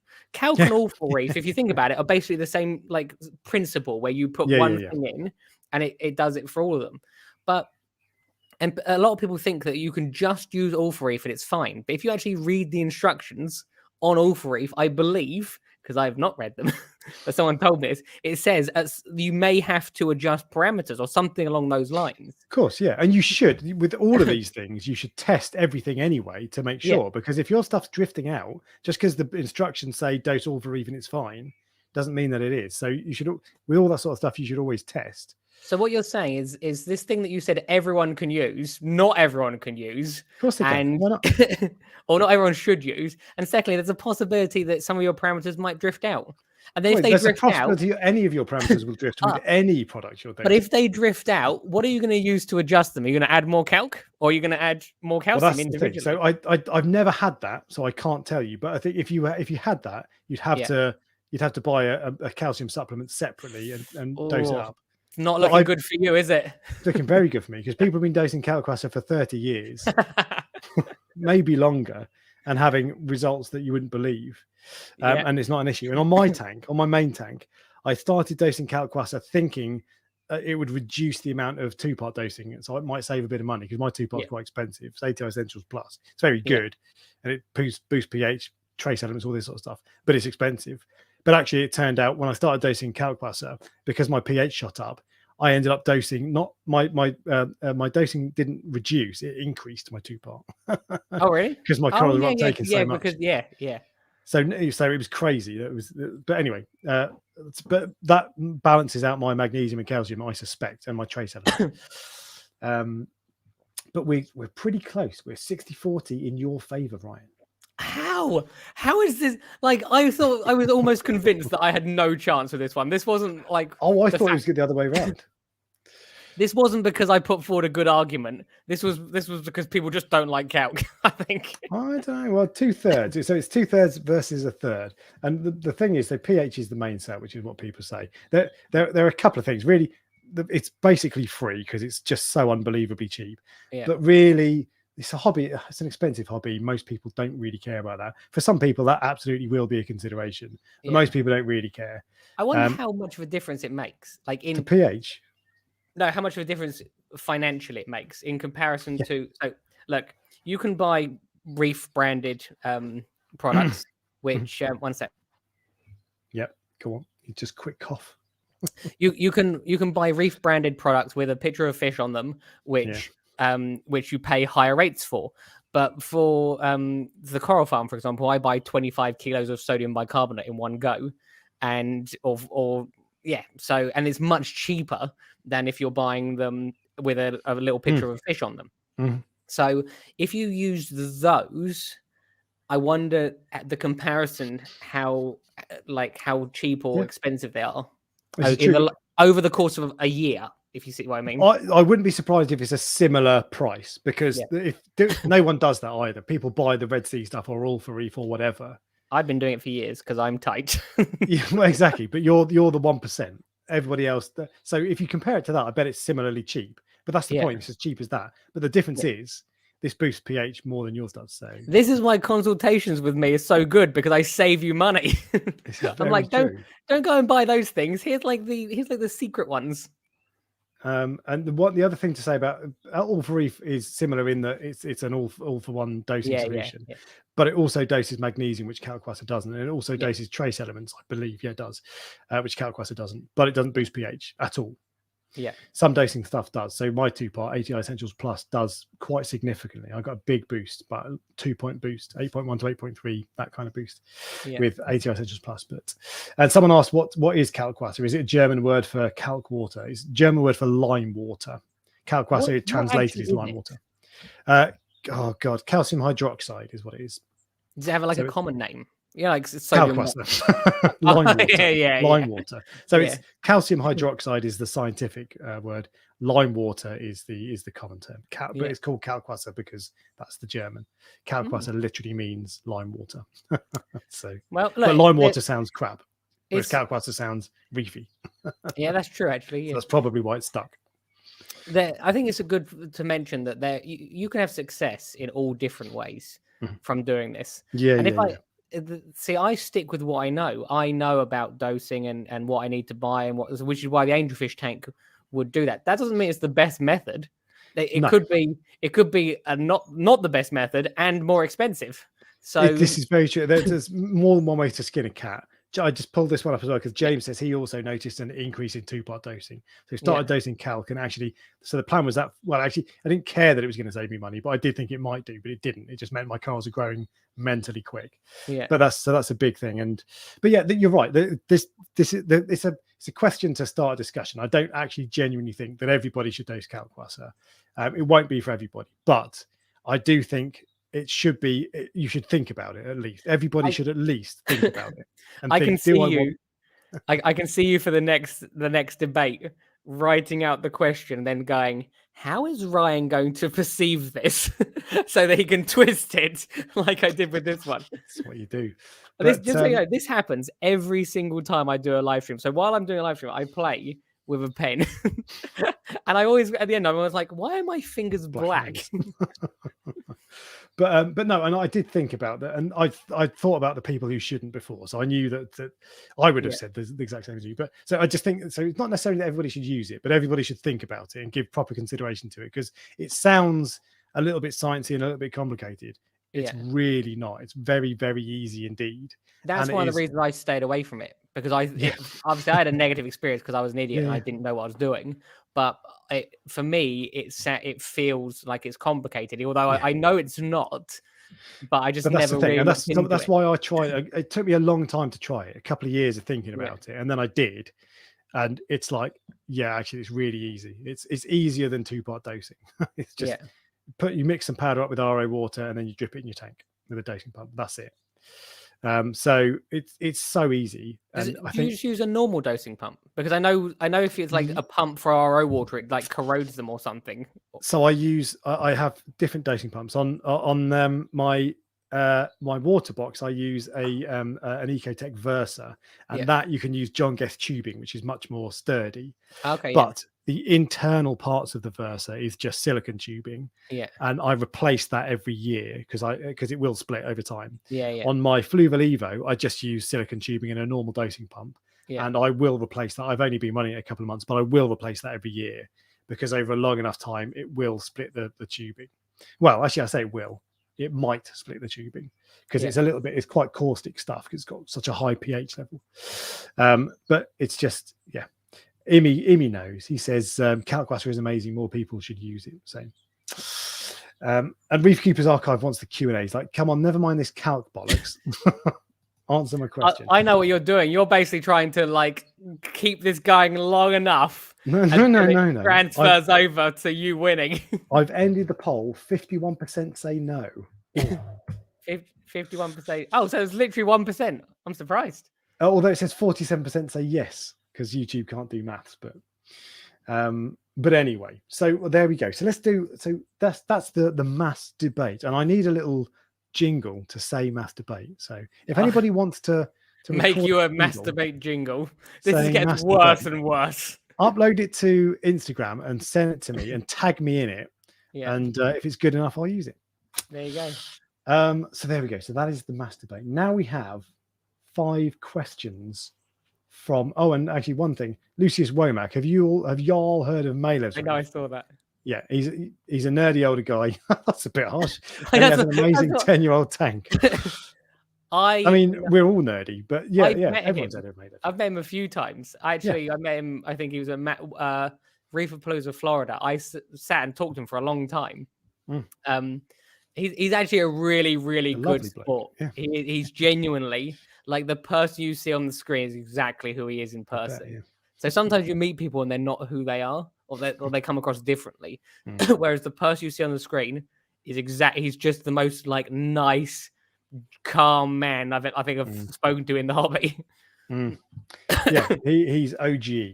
Yes. Is how I would describe him. So anyway, let's have a look now at the questions. If I can figure out how to do this. Oh, how do you open the questions? How do you open the questions? Go to channel Q&A. Awkward. Oh, Ryan, this is just ridiculous. I mean, look, I'm sitting here thinking what everyone else is thinking at the moment. Professional as usual. So probably should have kept with the questions in the chat. Channel. How do you do it? Oh, is that it? Is that it? Is that it? I don't know. Top chat. Questions. Here we go. Found it. Right. Thank God for that. There you go. If anyone saw that would have been awkward. I know, yeah. At least this isn't live. If you were to spend, I like weird fish. Says if you were to spend $5,000 on a fish, what would it be? Does it have to be all $5,000? Yeah. Because the only fish I want is a black tang. So if someone could sell me a black tang for $5,000, I'll have that.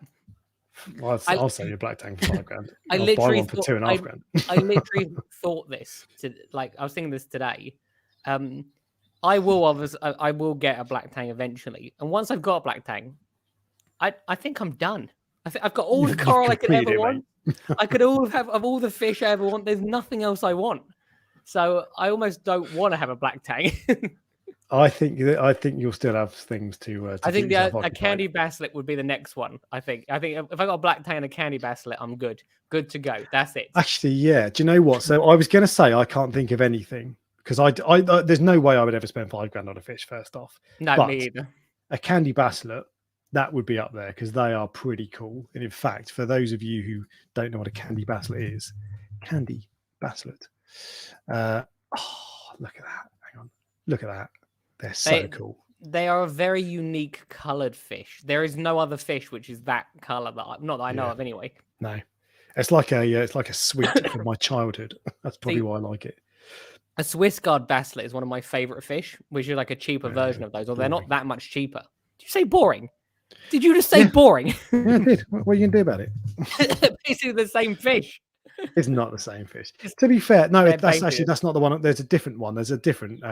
You're thinking of a Swalesy basslet. Swales basslet. Swalesy, yeah, that's the one. They're boring. These are okay, but they're not. That's not the same. You see that? You see, there's 4 pictures, all horizontal to each other. That's the one I'm thinking. Is that the one you're thinking of? You also get the one that was boring, but yeah. So there you go. But basically, that's the answer. We're going to rattle through because there's a lot, and we might do more than 5. Let's go. Because break the rules. Have either of you bought livestock online? How was the experience? I bought livestock online. Have you? Yeah. I've bought corals. You didn't buy them from me though online. Well, did you buy them online? From you online? Yeah. Oh yeah, you have. Yeah, you have, and then you came to collect them, but you never received them in the post. I have. Part of the reason. But not from me. Yeah. From you. Did you? 100%. I wanted to see how you package it. Did you? Did I know it was you? Yeah. I didn't hide it. Yeah. I don't remember that. Yeah. I've done it at least once. So I bought from the people. The livestock I've bought online was from you and from Signature Frags. Mm-hmm. I think that's the only. Oh no, that's not true. I've also bought from Jason's Aquatics, which is an eBay store. Yeah. Jason's Aquatics is very good, by the way. If you don't know that, search. I think it's Jason's Aquatics on eBay. And what else? Oh, a place up in Scotland called Mail Order Corals. Yeah. All of the corals arrived fine in all of my experiences. The one from Mail Order Corals didn't look like the photo. Didn't look anything like the photo. That's what it's like for me, though, isn't it? I know, but that's the thing. It was just but for a good way. But that was just a one-off, so who knows? The one from Jason's Aquatics was a sensitive aquapora, and I bleached it when I dipped it. Yeah. Oh yeah, I remember that. Yeah. Which was a shame because it was a nice coral. But Jason's Aquatics has a really good reputation, by the way. And yours were fine, and Signature Frags were fine as well. Fine, just fine. They were okay. I mean, just average. Weren't as nice as Signature Frags. Weren't as nice as I've got a local Maidenhead. Yeah, they've got some freshwater plants that were nicer than that. So Oh, nice. Thank you. But I've never bought fish online. The closest I've come was I bought, and this isn't anything like it really. Just so you know, Mark has come to my defence because after you're slagging me off saying he bought corals from me and they were packaged very well. They were, yeah. I'm only joking. Your corals were packaged extremely well. and they were nice. Yeah. And they, Anyway, I bought loads of corals from you. You sell great corals. No, well, thanks. But the closest I've come to buying fish online was I bought a fish from Abyss Aquatics, which is up in Manchester, which is a long way. Yeah. And they packaged it up the way they would have posted it. Yeah. And they package it well, really well. That's good. But obviously I drove it back. So, so no, I've never bought fish online. And I wouldn't ever buy fish online. I got no problem buying corals online, but I wouldn't buy fish. That's interesting. Why? Because I'd want to say with a coral, I'm not so bothered if it doesn't quite look the way it does on the photo. Yeah. But with a fish, for some reason, it feels more important. And I feel like it's more important that I can get a fish. Maybe it's because it's easier. If I get a coral I don't like, I can sell it or give it away. Yeah. If I get a fish I don't like, it's not so easy. And with a fish, I want to inspect it. So we'll come on to that in a sec. See if it's got anything wrong with it, if it's the right size, if it's eating, all these sorts of things. You want to know if it's got disease as well, because disease, yeah. Like generally, if you have a coral pest, like you can deal with it. I think that if you get a fish with velvet and you put it in your tank, it can wipe out your whole stock in like all in. It's like I think the wrong fish is actually far worse than the wrong coral. Yeah, a coral with an aptasia, it's an inconvenience, but you can deal with it. Yeah. It happens. You know why I was laughing? Why? Have you seen Les's comment? No, where is it? He said I had coral from Ryan. He made me take them home in my mouth. I was like, that's weird. Why'd you do that, Ryan? I don't know. I didn't do it, but yeah, right. I think that's what he's saying. My packaging was rubbish. So okay, fair enough. But yeah, so no shop's going to send you a sick fish, are they? It would be. Yeah, but they might not know. Just like we don't know sometimes. When we buy a fish from a fish shop, we might not know. I think if a fish, I suppose, as you mean, it's showing no signs, I suppose, is what you mean. But either way, I wouldn't do that. I just don't want to do it. I also find it weird. Posting a coral is one thing. A fish in a letterbox. Yeah, but why? This they come from Australia. It happens. That's how they get here. I've seen them arrive in the boxes at the fish shops. Things like chromis are in bags that are like this. They're tiny. I know. I've seen them. I went to TMC, Europe's biggest importer. I've seen it happen, and yet it's something about it that's like, no, I don't want it going in the post. So how do you think it got here in the first place? Yeah, of course. It was in Indonesia or Australia or Africa. So, but for whatever reason, but I don't know. I just can't go. I wouldn't buy fish online, personally. Yeah, to be fair, I'm the same as you. There's something. It's just a feeling, and I think a lot of people had that feeling about coral. Not even some of them probably still feel the same now. But I remember when I first bought my first coral, which was just from someone on eBay. Actually, I've had people send coral with no heat packs and everything. So, really? But it made me feel uncomfortable when I first got my first coral. So, but yeah. Okay. So, next question is, and this is from Les, who says, I have diatoms. I diagnose them and I'm running UV. Should I try to increase the phosphate and nitrates as well? I think you mean dinos, because if you've just got diatoms, that's no problem. Just check your RO or change your RO filters.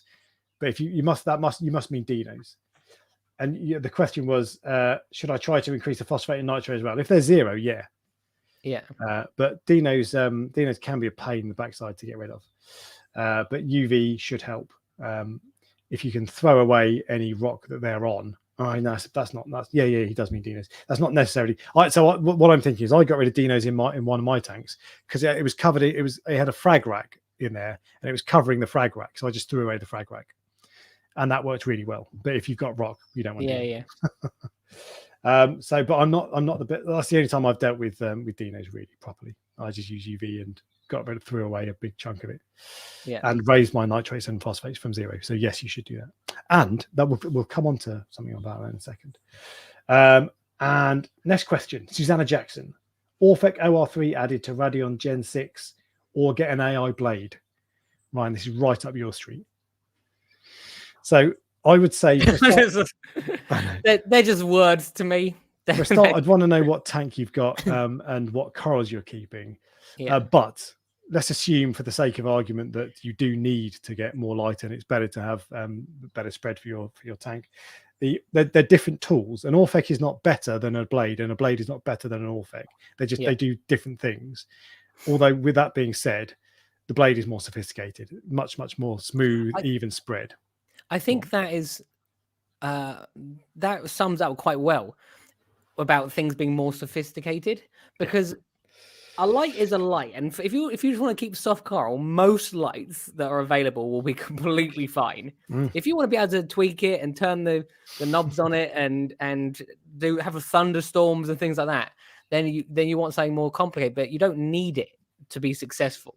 No, indeed, a very simple light will do fine. In fact, I got a coral off someone. He gave it to me. It was a Cyphastria rock. I ended up giving it to you, actually. It was a Bizarre Cyphastria on a rock. I've got it. It's still a full rock. Yeah. There you go. And it was in his sump under a purple sump light for months. At least a couple of months, and it was fine. I was growing things under, those AI primes. I was in my sump, and although AI is a good light, you can't imagine AI prime can compete with like one of the proper AI lights, can you? If you think about it. But they were great. It was growing SPS and acros, everything under there. But so, I'm going to make a video on the AI blade at some point. It will be on the second channel, Reef Dork Extra. But I'll tell you the good and the bad about it. I'll tell you everything about it and when you should and shouldn't use it and the drawbacks of it. But it's more sophisticated, and if you want a simple answer, it is better in inverted commas than the Orphec. But the Orphec is very directional, so you'll need to raise it up quite high. It doesn't spread very far. I had an Orphec OR3. The spread is very minimal. Not necessarily a bad thing if you're just trying to light the outside of your tank, and that will give more par, to be fair, than the AI blade, because the AI blade spreads it. But so think about what you want it for. Different applications. And next one, tips on fattening up a baby mandarin. This is from Bubbly Reef. That is in an acclimation box, but he isn't getting fatty enough. My mandarin used to eat lobster eggs, and when you release it into the tank, if it's eating mysis, it's unlikely it's going to be able to get enough mysis to survive. Obviously, it will catch its own copepods if it is eating frozen food. Whereas I found, if you put lobster eggs in, there's thousands of them. The bigger fish ignore them. The corals like them and will eat them. And the mandarin goes around all day picking at the lobster eggs. So if it's in an acclimation box, try to get it onto lobster eggs, because when it goes into your main tank, that's one of the easiest foods that you can get enough to it for it to be able to sustain itself. And lobster eggs are very nutritious as well. Okay. And would you turn the flow off when you're feeding them so they all... No, I just let it, because they eventually because as I said, most of the fish ignore it. It potentially might increase your nutrients, because obviously you'll be feeding, well, it will, because you're feeding mysis or whatever to the other fish, and then lobster eggs specifically for the mandarin. But if you want to keep it alive, then you just got to deal with that. You've got to do what you got to do and increase your nutrient export. Okay, there you go. And so I don't really have anything to add to that. I think that's good. Oh, live copepods. You have to put. I know what you're saying. It's not as easy as popping out a bit of frozen food. Exactly. But I'd still do it. You can get a couple of them pouches for £5, three for £5 on the weekend. Put them in. You can culture your own. You can literally culture your own. Yeah, that's a pain in the arse though. That's not sustainable, because it's either too expensive or too inconvenient. Yeah. But I'd probably do that because it's worth a bit, because they'll eat them. But they need to eat billions of copepods. What about frozen copepods? Says John Wright. I don't know. It's probably the same as lobster eggs. I've never tried. But I've fed frozen copepods to feed my my pipefish. But the trouble is, it just goes, and this is the problem you've got to deal with. It just goes everywhere. Yeah, and it's very difficult to eat. So 99% of it goes down the overflow and into the sump. And 1% of it might get eaten. But yeah, no, I see what you mean. So you probably have higher flow than me. I would have had less flow, so mine just sort of settled around, and then you see it going around eating them. But I've just seen Bubbly Reef says that it was that they're cutting it with a razor blade. That'd be so annoying to have to every day cut little tiny pieces. I'd just throw the bit away I don't use, but yeah. I'd throw the mandarin away if I had to do that. And there's one last question. So that's 4 questions. And the last one is from Paul. And Paul says, do either of you guys run UV 24/7? Ryan? No. Because... wait, what, UV sterilizer? Yeah. Oh, so I don't run UV on the coral farm at all. I did when it had a bacterial bloom and it cleared it up like immediately. I do plan to run UV on that tank. only because the fish in the angelfish tank are so expensive, some of them, that even if it doesn't, it's just more like a peace of mind that I don't know if it does or doesn't work, and I know you have to set them properly and how much of a difference it makes, but I'd rather do something rather than nothing. Yeah, so I did on my tank for a few years, but I don't anymore. But I'm not, partly because I'm not adding fish regularly. I very occasionally add fish, once every 6 months maybe, whereas it used to be all the time. And when I was doing it all the time, I was nervous, so I had UV, and you have to have it running very slowly.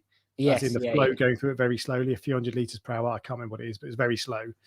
And the bigger UV, the better. So as in the more watts, the better. But no, I don't, because I don't add fish regularly anymore. But it must do something, because if you look at the fish shops, they use them. If you look at the wholesalers, they use them. And these are the people where it makes, if a fish shop gets velvet, it can kill thousands of pounds worth of fish. So they must do it for a reason, rather than, but how good their UV sterilizers, which are usually feet and feet long, because they're normally like this. And they've got dozens of them, So as opposed to one little one for a hobbyist, I don't know the difference in how good they are. But if you get, if you, in particular, if you get the, what's it called? I mentioned this the other week, Toptronic or Toptronic UV. They're only about 1 foot long and they're 55 watts. Whereas an Eheim that is 11 watts is about 2 feet long. Who makes that Toptronic? Toptronic is the name of that's the brand. They're a German brand. There's 300 quid. Are they? So they're expensive, and the bulbs are 280 quid. Or they might be 200, 250, whatever. They're mental money.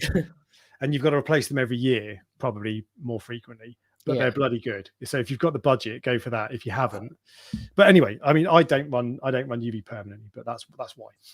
And actually, I'm going to throw in a cheat final question, number 6. Sorry, this is from Mark Swan. He says he's got himself a pyramid butterfly fish. Next day, his fox face that's about 5 inches long started attacking the pyramid butterfly. He thumped the fox face, moved the rockwork around, which is very impressive. I don't think people do that. That's what you're supposed to do. Neither did I. Is it worth putting the fox face back in or rehoming? This sounds like a chance for a patent pending Ryan acclamation box. Well, it's not patent pending. There's plenty of acclamation boxes out there.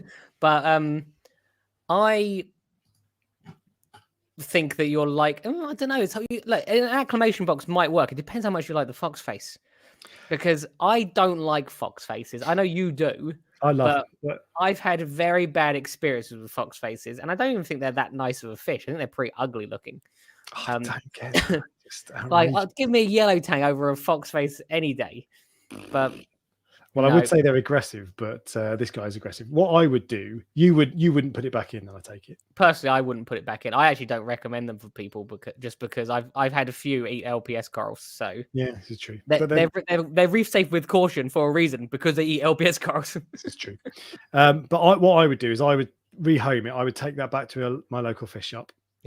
Ask if they'll give me a third of its value for store credit, which is what most fish shops will do, and I would buy another fox face. Or if you want to sell it, like to someone online, you might get 50% of its value, or maybe slightly more. True. But if you want to go take the easy route and go to a fish shop, as you said, expect to get a third of the cost of it. Yeah, exactly. And when I say a third of the cost, it's a third of what they will sell it for, and some might be less than that.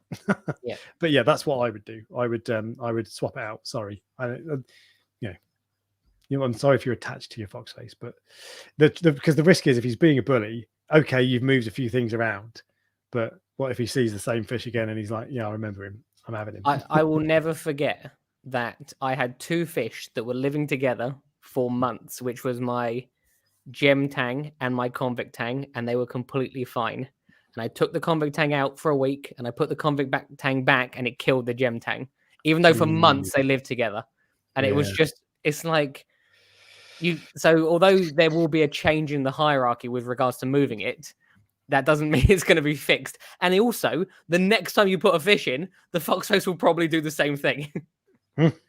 So it's a forever funny because problem. fox face are normally timid and they're not normally aggressive. That's unusual, I would say. Very unusual, in fact. They're aggressive to conspecifics, i.e. same fish. But they're not normally aggressive to other fish. But anyway, that's what I would do. And so we would both get rid of it. Yeah. And one last question.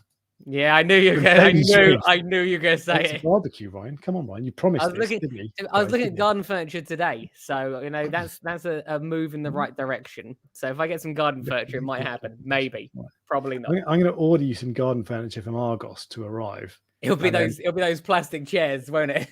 I can do a members only live stream. You can do that. You can set it so only members can see it. Nobody else would ever know about it. So I'll put one of them up.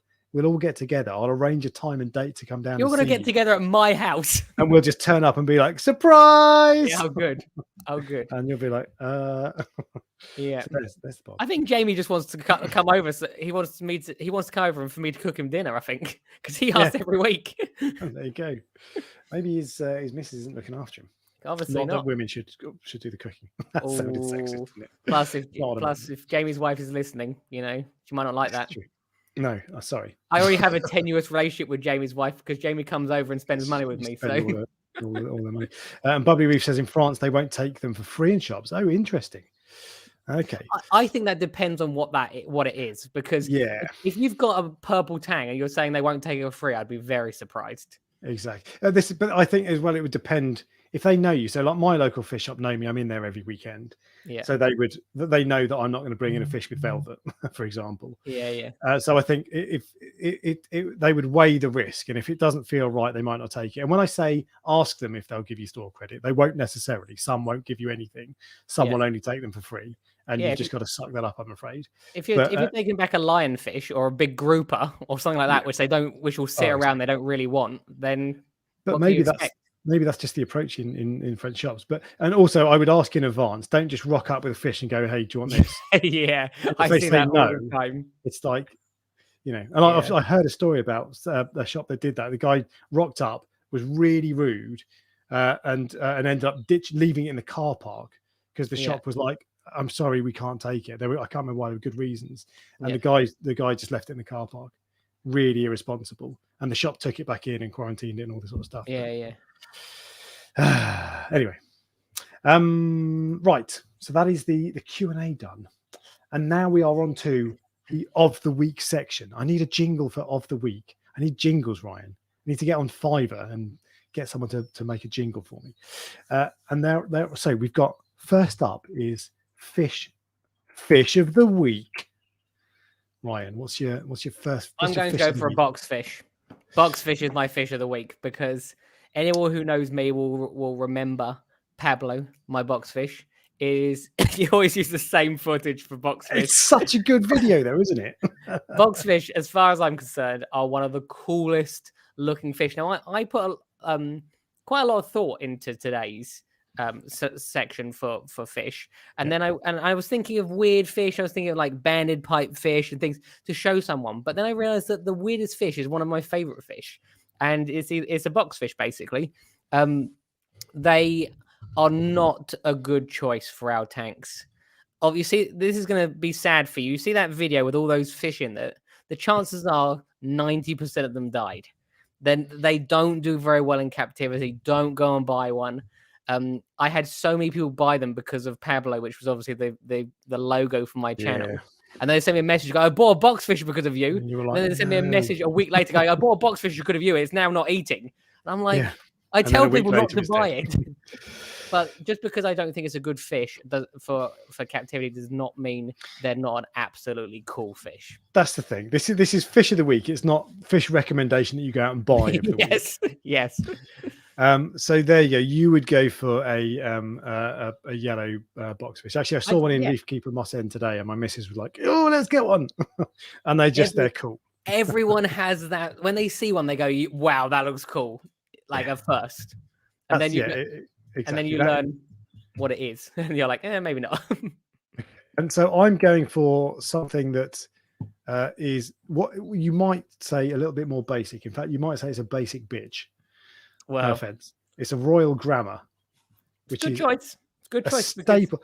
And the reason I've gone for this is because I want one. Mine died. I had one. It died about a year ago. Yeah. And I miss it. They're so cool. I do. I've just seen what you've written where it says boxfish will die. Oh, did I write that? Oh, that's bad. Oh, I didn't realize. Didn't mean to do that. So, like, I think you need to win one anyway. So Yeah. I've got to win somehow. But which is a cooler fish? Which is the fish that, if it did survive, would you rather have? Boxfish, hands down. Royal Grammar. No, to be fair, it's a good fish.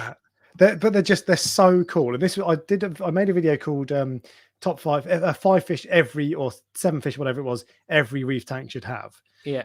And someone commented saying, "Oh no, actually, you wouldn't be able to keep it in a 1 liter tank or something like that." I was like, yeah. Which is basically what you did earlier. He's a Ryan. There's always one guy like me out there. You get on well with him, but anyway, usually it's me. Yeah, exactly. And it's the sort of thing I'd say as well, to be fair. Yeah. But they're just so awesome, and I want one back. And they're just so cool. They're so bright and they're peaceful.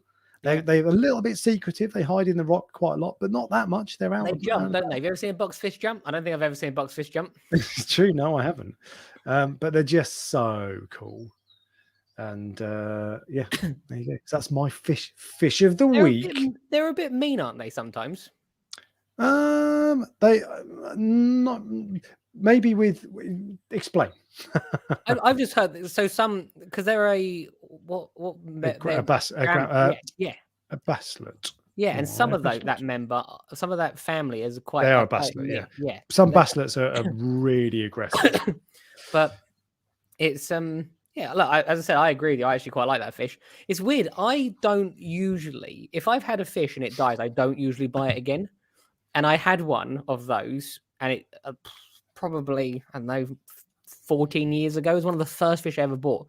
Just disappeared. No idea. Yeah. Probably jumped down the back. I never noticed. And I've never, ever been interested in one ever again since. Really? No. I have a thing where I don't usually buy, if a fish dies, I don't usually buy it again. Okay. It means I've always got a changing, like, new things. Yeah. Keeps it interesting. I tried. I ended up with clownfish in this tank, but I didn't want clownfish in the Fluval Evo. I just wanted a Royal Grammar. Yeah. But I bought 2 in a row and they both died. What, the Royal Grammar? Yeah. So people are voting for a fish which dies pretty regularly. So when you said will die for the boxfish, you meant will die almost as much as a Royal Grammar. And that did make me think, well, because then I put clownfish in, nothing changed in the parameters. I was testing ammonia, nothing changed, and the clownfish were fine. So it did make me think, because there must have been some ammonia, that must have been what did it. It just must not have been registering, or I was testing wrong or whatever. But it did make me think maybe they're not quite as hardy as some people say they are. That's what, because clownfish are bomb-proof. But you can get tank bred ones now. I don't know if you knew that. They're like triple the price without this big. They're small, and they hardly look the same color as well. I've not noticed the colors. I've seen them. They're like faded. Yeah, but no, they're cool. And I'm going to end the poll because I've won. Yes, I voted for you today to make you feel better. You're so patronising. Dotty backs are bastards. Yeah, that's there's one dotty back that's a purple with a dark striped purple eye. I forget what it's called now, but they're the least aggressive of the dotty backs. Are they not an orchid? Orchid dotty back, yes. I thought they're meant to be well mean. No. So I've had one and they're fine, and they are by reputation the least aggressive. And I'm going to pull it up because this is where everyone in the chat says I've got the meanest orchid dotty back. No, but they look very similar to another dotty back. Here we go. This is Pseudochromis fridmani. Yeah. But it's that little band across his eye. You do need to be careful because there is one that's similar, that or looks similar, that is spawn of Satan. But this one, Pseudochromis fridmani, with a little purple band, dark purple band over his purple face, I wouldn't say they're peaceful, but they're not aggressive. A sunrise dotty back, which I actually used to love that fish, but again, they're a cool fish. They're sort of yellow and blue, but it was me basically. Yeah, that looks like a freshwater fish to me. That's not very good. That's a bad picture. It didn't look anything like that. It was those colors, but in fact, all these pictures are quite bad of it. But well, maybe it's not everyone else. Maybe it's you. Maybe maybe it's me. So there we go. Fish of the week it's a fact that nobody likes yellow boxfish because they'll die. That's true. I'm glad it lost because I didn't want people to if I was trying to win this, I'd have put up an Achilles tang. They're even more likely to die. Yeah, I know. But we put an Achilles tang up, it wins every time. Oh, I didn't notice that. But no, whatever. Cool. So next up is Coral of the Week. Ryan. I'm going to go Coral of the Week. Okay, so I thought about this, and I think I've gone for one of the more underappreciated corals, but it's still popular, but it's underappreciated in comparison to similar corals. So I'm going for a frog spawn coral. I have had the frog spawn coral I had was the first coral I ever bought. And 14 years later, through every tank crash, every nightmare, every power cut, everything, I've still got it 14 years later. It's pretty good going. Now, is it like 6 feet wide? Oh, it was. They got massive. When I first fragged it for the coral farm, it filled half the trays. Okay. I remember that actually. I remember seeing photos. I had two. I had one green and one sort of beige one, like a tan coloured. And the reason I want to mention this, because everyone who comes into the coral farm, they go, "Where's the torches?" Now, torches are not as hardy as people think they are. Whereas if you want something that's very similar, pick a frog spawn or a hammer. They're a lot hardier, a lot more disease resistance, and they look relatively similar. They give you that wavy look. This one in particular, and this was one that was dying, so one of the heads is dead. This is a few years ago.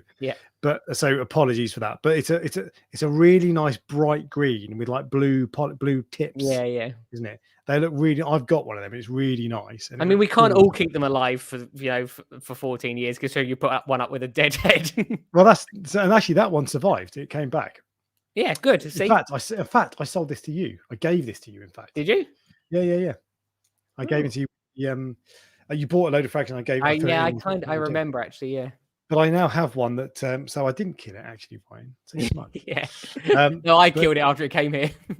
Exactly. But I now have another one. It is a really nice coral, I agree. And they're a little bit different to, like you say, to torches. Although, I've said before I don't like torches. Yeah. I spent £100 on a torch today. Oh, did you? Really nice bright green one, mine. I went looking for one in a local online coral vendor, but I couldn't find a nice one. So. Because my bright green one wasn't good enough for you. You told me that yesterday. You're like, oh, that's nice and like bright one. Oh, not really what I want. Exactly. And James says, torches and moody bastards love my hammers and frog spawn. That is so true. Torches, as I said, I have loads of people have trouble with torches, but people think that torches, hammers, and frog spawns are all the same. They are not. No, they're not the same. Torches are a different genus as well. I'm sure Tyler Garden said they that. are. Yeah. Right? But the other, so with that, hang on a second. Is someone eating my new torch? No, he's not. I thought it was a shrimp on it. Panic then. It's fine. But yeah, so they're not as easy. And actually, in my LPS tank had a salinity issue recently. It dipped to 32 parts per thousand. It's supposed to be 35. A couple of my gunnies sulked a little bit, but they were fine. Everything else was completely fine, apart from the torch. The torch did not like it one little bit. Yeah. So they're very sensitive. But yeah, they can be stroppy anyway at the best times. And so I'm with you. However, I've got the coral of the week this week is one that I saw, and it's a goniopora. And gonies are as similar in that they're an alternative to torches. Yeah, they're not as hardy as easy to keep as hammers and frog spawns. They can be finicky. But this particular one, look at that. I knew you were going to put that out, but look, you know what I'm going to say already because you saw my one of those, and it doesn't look like that. Whatever. All I know is, and this is so all the polyps are obviously receded because it's just been like he's touched it or whatever, so they're all pulled in. But look at the colours. There's like yellow, green, pink, shades of pink. Tell people what it actually looks like when it's fully open. Does it look? Well, I don't like know if it's the same. You had what you claimed was the same a very coral. Similar one. Yes. And it was a bit boring, to be honest. And it might be actually that when these polyps are out, it looks a bit bland. To be fair, there is a possibility that you're right that this is an entirely different one, and if the polyps come out looking exactly like that, where there's one individual yellow one individual pink one orange and one green, then that would be an amazing not one but multi. You see, that would be an amazing goni. But the one that I had, which arrived I think roughly at the same time, which was done as a rainbow goniopora, does not look like that when it's open. No, but either way, just that particular one, and this is signature frags, by the way, who do get some very fancy, very nice corals. That's sexy. Like that gives me a semi on that does. But goniopora is not for everyone. A lot of people they're a bit shy, gonioporers. I steered clear of gonnies for years. Like, every time I tried on gonnies and Bernard pourer, I just couldn't keep them. Every time I tried, they died within a few months. Just could never ever keep them longer than a few months. And the only thing I started dating manganese. Yeah. And that since I've done that, I've been able to keep them. And I'm pretty sure, but I can't remember actually for sure. I can't remember if I started having success before or after calc. So it might be that that it's the elevated pH that's helping. But I'm pretty sure I had some begonias fail after I started calc. I just can't remember 100%. But dosing a very small amount of manganese every day, 1 milliliter in a 400-litre tank, for me, and do your research, but for me, that's made the world of difference. Suddenly, begonias are fine, and not just fine. Look amazing in my LPS tank, my water box. There you go. See, and it's close, 51%, 52% in my favour. There you go. So it's your week this week. I'm going to end the poll. Ended. Yes. 51% in favour of me. So there you go. Sorry if you were about to. I love how it's got. Normally, you leave it to like 100 posts, and it's got like 50. I'm going to end the poll. To be fair, none of these have been getting as many. The last one was 61. We've actually we're coming. We've got 4 minutes left, haven't we? Well, and we have, but if we overrun, we overrun. Next up, fine. If we overrun, we overrun. It's fine, you know. Yeah, I don't mind. Next up, next up is product of the week. And again, I want to be very clear that this is not the latest product, and we're not just selling stuff. Nope. And I'm going to go first. I'm not even going to. Oh, you're okay. That's fine. Because you've gone first, and so I'm going to go next. And this has been really helpful for me the last week or so. Nitrate in a bottle. This is NIOS nitrate, but it doesn't have to be NIOS nitrate. I think this is it sodium nitrate? Other nitrate is available. Other nitrate is available. I think this is sodium nitrate. It doesn't actually say. But anyway, whatever it is, nitrate in a bottle is so bloody useful. My Fluval Evo, I've got quite high phosphates because that seems to be the way my tanks are. But my nitrates normally are fine, like 7 or 8 parts per million, something like that. Fine. How many times have I heard that? I know, yeah. The parameters are fine. But that is fine. But for the last couple of weeks, they've bottomed out to 0, and I've started getting cyano and some bubbly, crappy algae back. Yeah. And as soon as you start dosing nitrate and get the nitrate back up, it disappears. Away. And if you can't, I've been trying to, there's no nitrate removing filtration in there. So, and I can't, if I reduce my feeding, if I increase my feeding, I'm just going to get more phosphate anyway. What about your skimmer? I don't have a skimmer. It's a little nano, 50 litre. Oh, sorry. Yeah. That's the thing. So on that tank, the best solution is put a little bit of a milliliter of nitrate, just pour it in, and suddenly you've got a reading, and everything within a few days, everything goes away. It's back to normal. Yeah. I don't want it to be a long-term solution. Long-term, I just want the nitrates to settle at 5, 10, 20, whatever they do, just sit there. But short-term, to dig you out of a hole is wicked. Yeah. What have you got to go up against? I'm going, and the reason I've gone for this is because I've had too many people now tell me that they don't have one of these. These are life-changing, and it is an auto top-up. In terms of keeping things stable in your tank, I don't think you can do better than an auto top-up, because as your salinity goes up and down, it's not just your salinity which is going up and down; it's also all of your other parameters. So it's your calcium and alkalinity, because as you have more water, it becomes diluted, and less water, it becomes more concentrated. So all of the parameters you're testing for going throughout the day will be going up and down, depending on if you're even putting the water in yourself. Now, I know that I'm sure there's plenty of people that just do it once every 3 days, but then you're not going to be doing it every couple of minutes or every hour like an auto top-up would. And in terms of stability, you cannot do better. Salinity is all that matters, basically. It's like if your salinity is off, your tank is going to be off. And if you're leaving it you're not topping up your fresh water for every 3 days, your corals are just never going to be showing their best health. Yeah. I can't believe people don't have an auto top off. It blows my mind. People will come to the coral farm, they'll spend £100 on a torch, and they tell me that they haven't spent £100 on auto top up.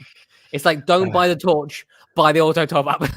Exactly. And an auto, it's really simple. It's just, so this is my Tunsy one, as I said.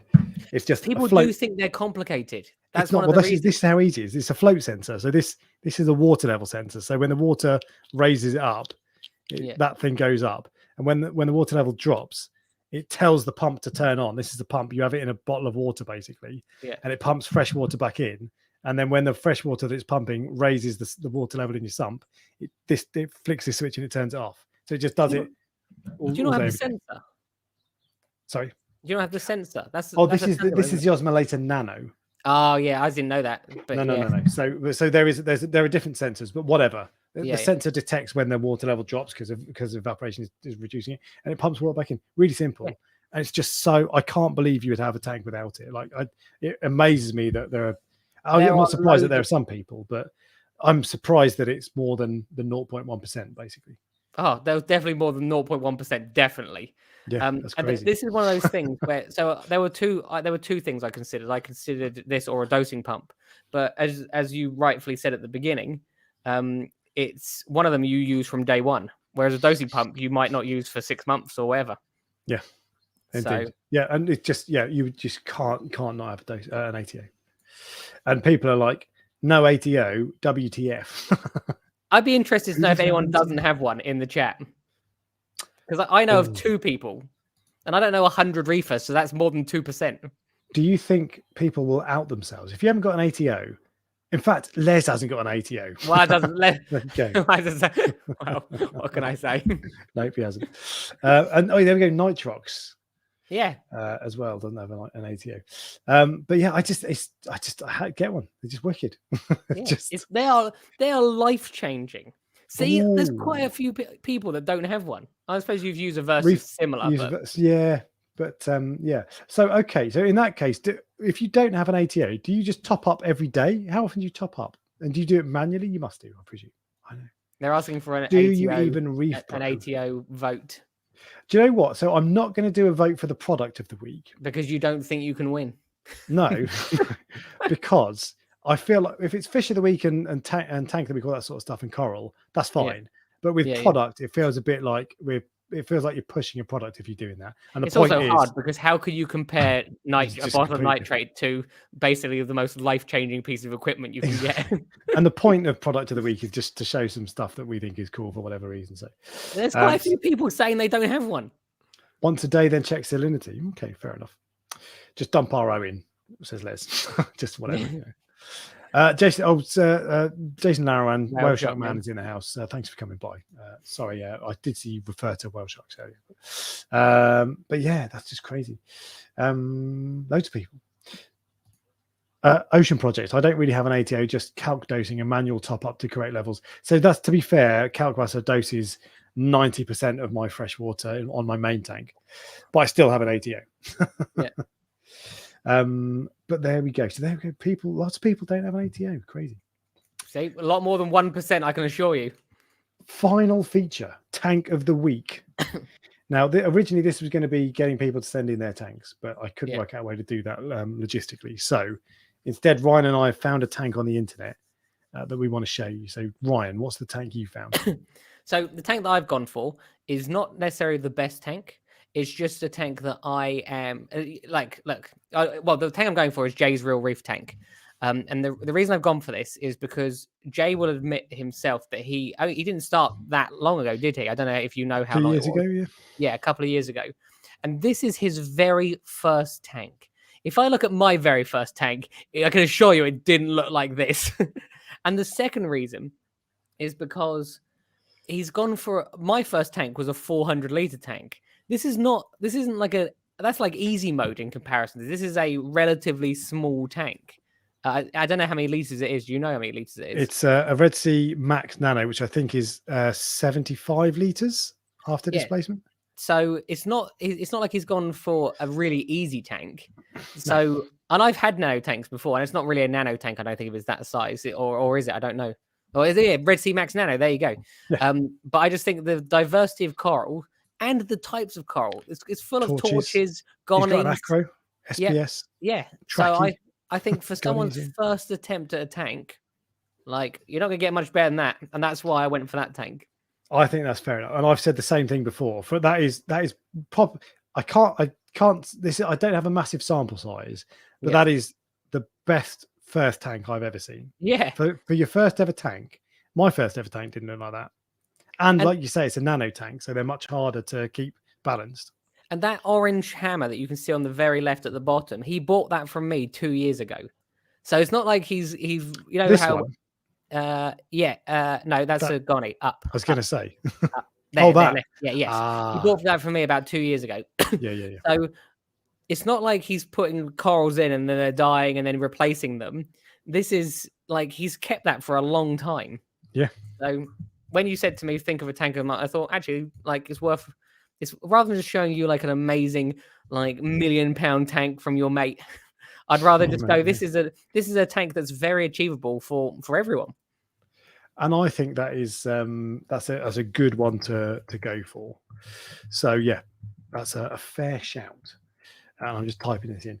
However, I've gone for the other end of the scale. You've gone for a massive tank. No, well, not massive, but and I hope Jay won't mind me saying, but this is this is like high end. Awesome. Look at this. This is a guy I discovered today on Instagram called Charles Shallow Reef, CHRLE_Shallow Reef. Yeah. I think is French. Look at that tank. It's an acro tank for a start, so I'm gonna like it. But the colors, actually, it's not necessarily that. I was looking at a different one, but they're all the same. The colors and the growth, it's all just, that's amazing. It's a very nice tank. I'm always impressed when I see tanks that have got that clear a bottom. You know, when the base of the tank is like so clear. Oh, he's got a burning banana stylo Ciniella. So, but look, I'll be honest. There's a very clear difference between the two people's tanks, but not everyone likes an acro tank. Some people like the movements, and so it's. To be fair, so Jay's Real Reef is winning. Is it? Jay, your tank is better than Charles Acro Shallow Reef. Sorry. The other guy, your one, the guy's probably watching this going, "How am I losing?" But to be fair, so I'm glad you chose Jay because it genuinely is a really nice tank and it's achievable. You know, anybody could set up a tank. Well, I say anybody could set up a tank like that if you put in the effort and the research, and because Jay lives the hobby, like he's obsessed with it, like us. Yeah. So there's a difference between someone just set up any tank and just leave it, because that's not going to do well, and a tank like that. But there you go. So I'm going to end the poll because we're close to the end of the evening, and Jay's Real Reef wins 2/3 of the votes with 66%. There you go. So well done, Jay. And he's not in the house, but you know, got better things to do with his Sunday evening. Sometimes he is, so you never know, and someone will let him know, I'm sure. Someone will do, yeah. And there you go. So everybody, there's 200 people, and they love your tank. There you go. See. Right, Ryan, we've gone past your bedtime. It is. I'm very tired. You've had a big day, haven't you? Bless you. I have. So thank you very much for coming along, and everybody else, thank you for joining in. We will be back next week with the last Prestige Reef Dork Show for a week or two, because I'll be going off to get married. Oh yeah, I was like, why? I know, but I will see you all next week. Cheers, are you giving me time off? Yeah. Oh, thanks, you should do your own live stream. No, thanks. All right. See you later.